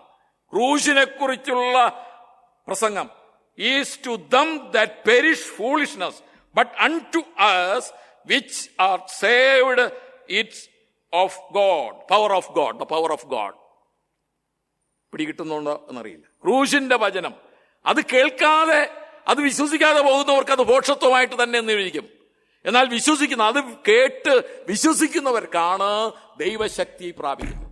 അതുകൊണ്ടാണ് കർത്താവ് ശിഷ്യന്മാരോട് പറഞ്ഞത്, ഇവരുടെ വചനത്താൽ വിശ്വസിപ്പാനിരിക്കുന്നവർക്കും കൂടെ വേണ്ടി ഞാൻ അപേക്ഷിക്കുന്നു. ഇനി എന്താണ് അപേക്ഷിച്ചതെന്നുള്ളത് നമുക്ക് അടുത്ത പ്രാവശ്യം നമുക്ക് മനസ്സിലാക്കാം. ദൈവം സഹായിക്കട്ടെ. ദൈവത്തിൻ്റെ ആ ഉൾക്കാഴ്ച, നമ്മെക്കുറിച്ചുള്ള വിചാരം എത്രയോ വലുതാണ്. നമ്മൾ എന്താകണം? അവൻ വെറും രക്തം കൊണ്ട് നമ്മെ വീണ്ടെടുക്കുവാൻ മാത്രമല്ല ദൈവം പ്രസാദിച്ചത്. നമ്മുടെ ജീവിതം, ഈ ലോകത്തിലെ ജീവിതം എങ്ങനെയാകണമെന്നുള്ള വളരെ അതികാംക്ഷ തനിക്കുണ്ട്. താൻ തൻ്റെ ഏറ്റവും വലിയേറിയ രക്തത്താൽ നമ്മെ വീണ്ടെടുത്തു എങ്കിൽ അവൻ ആഗ്രഹിക്കുന്ന തലത്തിലേക്ക് നമ്മൾ എത്തേണ്ട ആവശ്യമുണ്ട്. അങ്ങനെ ജീവിക്കുന്നവരായ നമ്മെ കർത്താവ് ഒരു സമ്പൂർണ്ണ വിശുദ്ധീകരണം നമുക്ക് വേണ്ടി ഒരുക്കിയിരിക്കുന്നു. എത്രയോ വലിയ കാര്യമാണ്. ഇത്ര ഭാഗ്യം ഇക്ഷിതിയിൽ വേറെ ആർക്കാണ് ലഭിച്ചിരിക്കുന്നത്? പ്രിയമുള്ളവരെ, നമുക്ക് എത്രത്തോളം ഭക്തിയോടെ ദൈവത്തിനായിട്ട് ജീവിക്കേണ്ടിയിരിക്കുന്നു. ദൈവത്തിൻ്റെ വചനത്താൽ വിശുദ്ധി പ്രാപിച്ചവർ, വചനം കേട്ട് മുന്നോട്ട് കടന്നു വന്നവർ, ദൈവസന്നിധിയിൽ നമ്മൾ വിശുദ്ധരും നിഷ്കളങ്കരുമായി ജീവിപ്പാൻ തക്കവണ്ണം വരുന്ന നാളുകളിൽ ദൈവം നമ്മെ സഹായിക്കുമാറാകട്ടെ. ദൈവത്തിൻ്റെ അതിവിശുദ്ധ നാമം എന്നും എന്നേക്കും വാഴ്ത്തപ്പെടുമാറാകട്ടെ.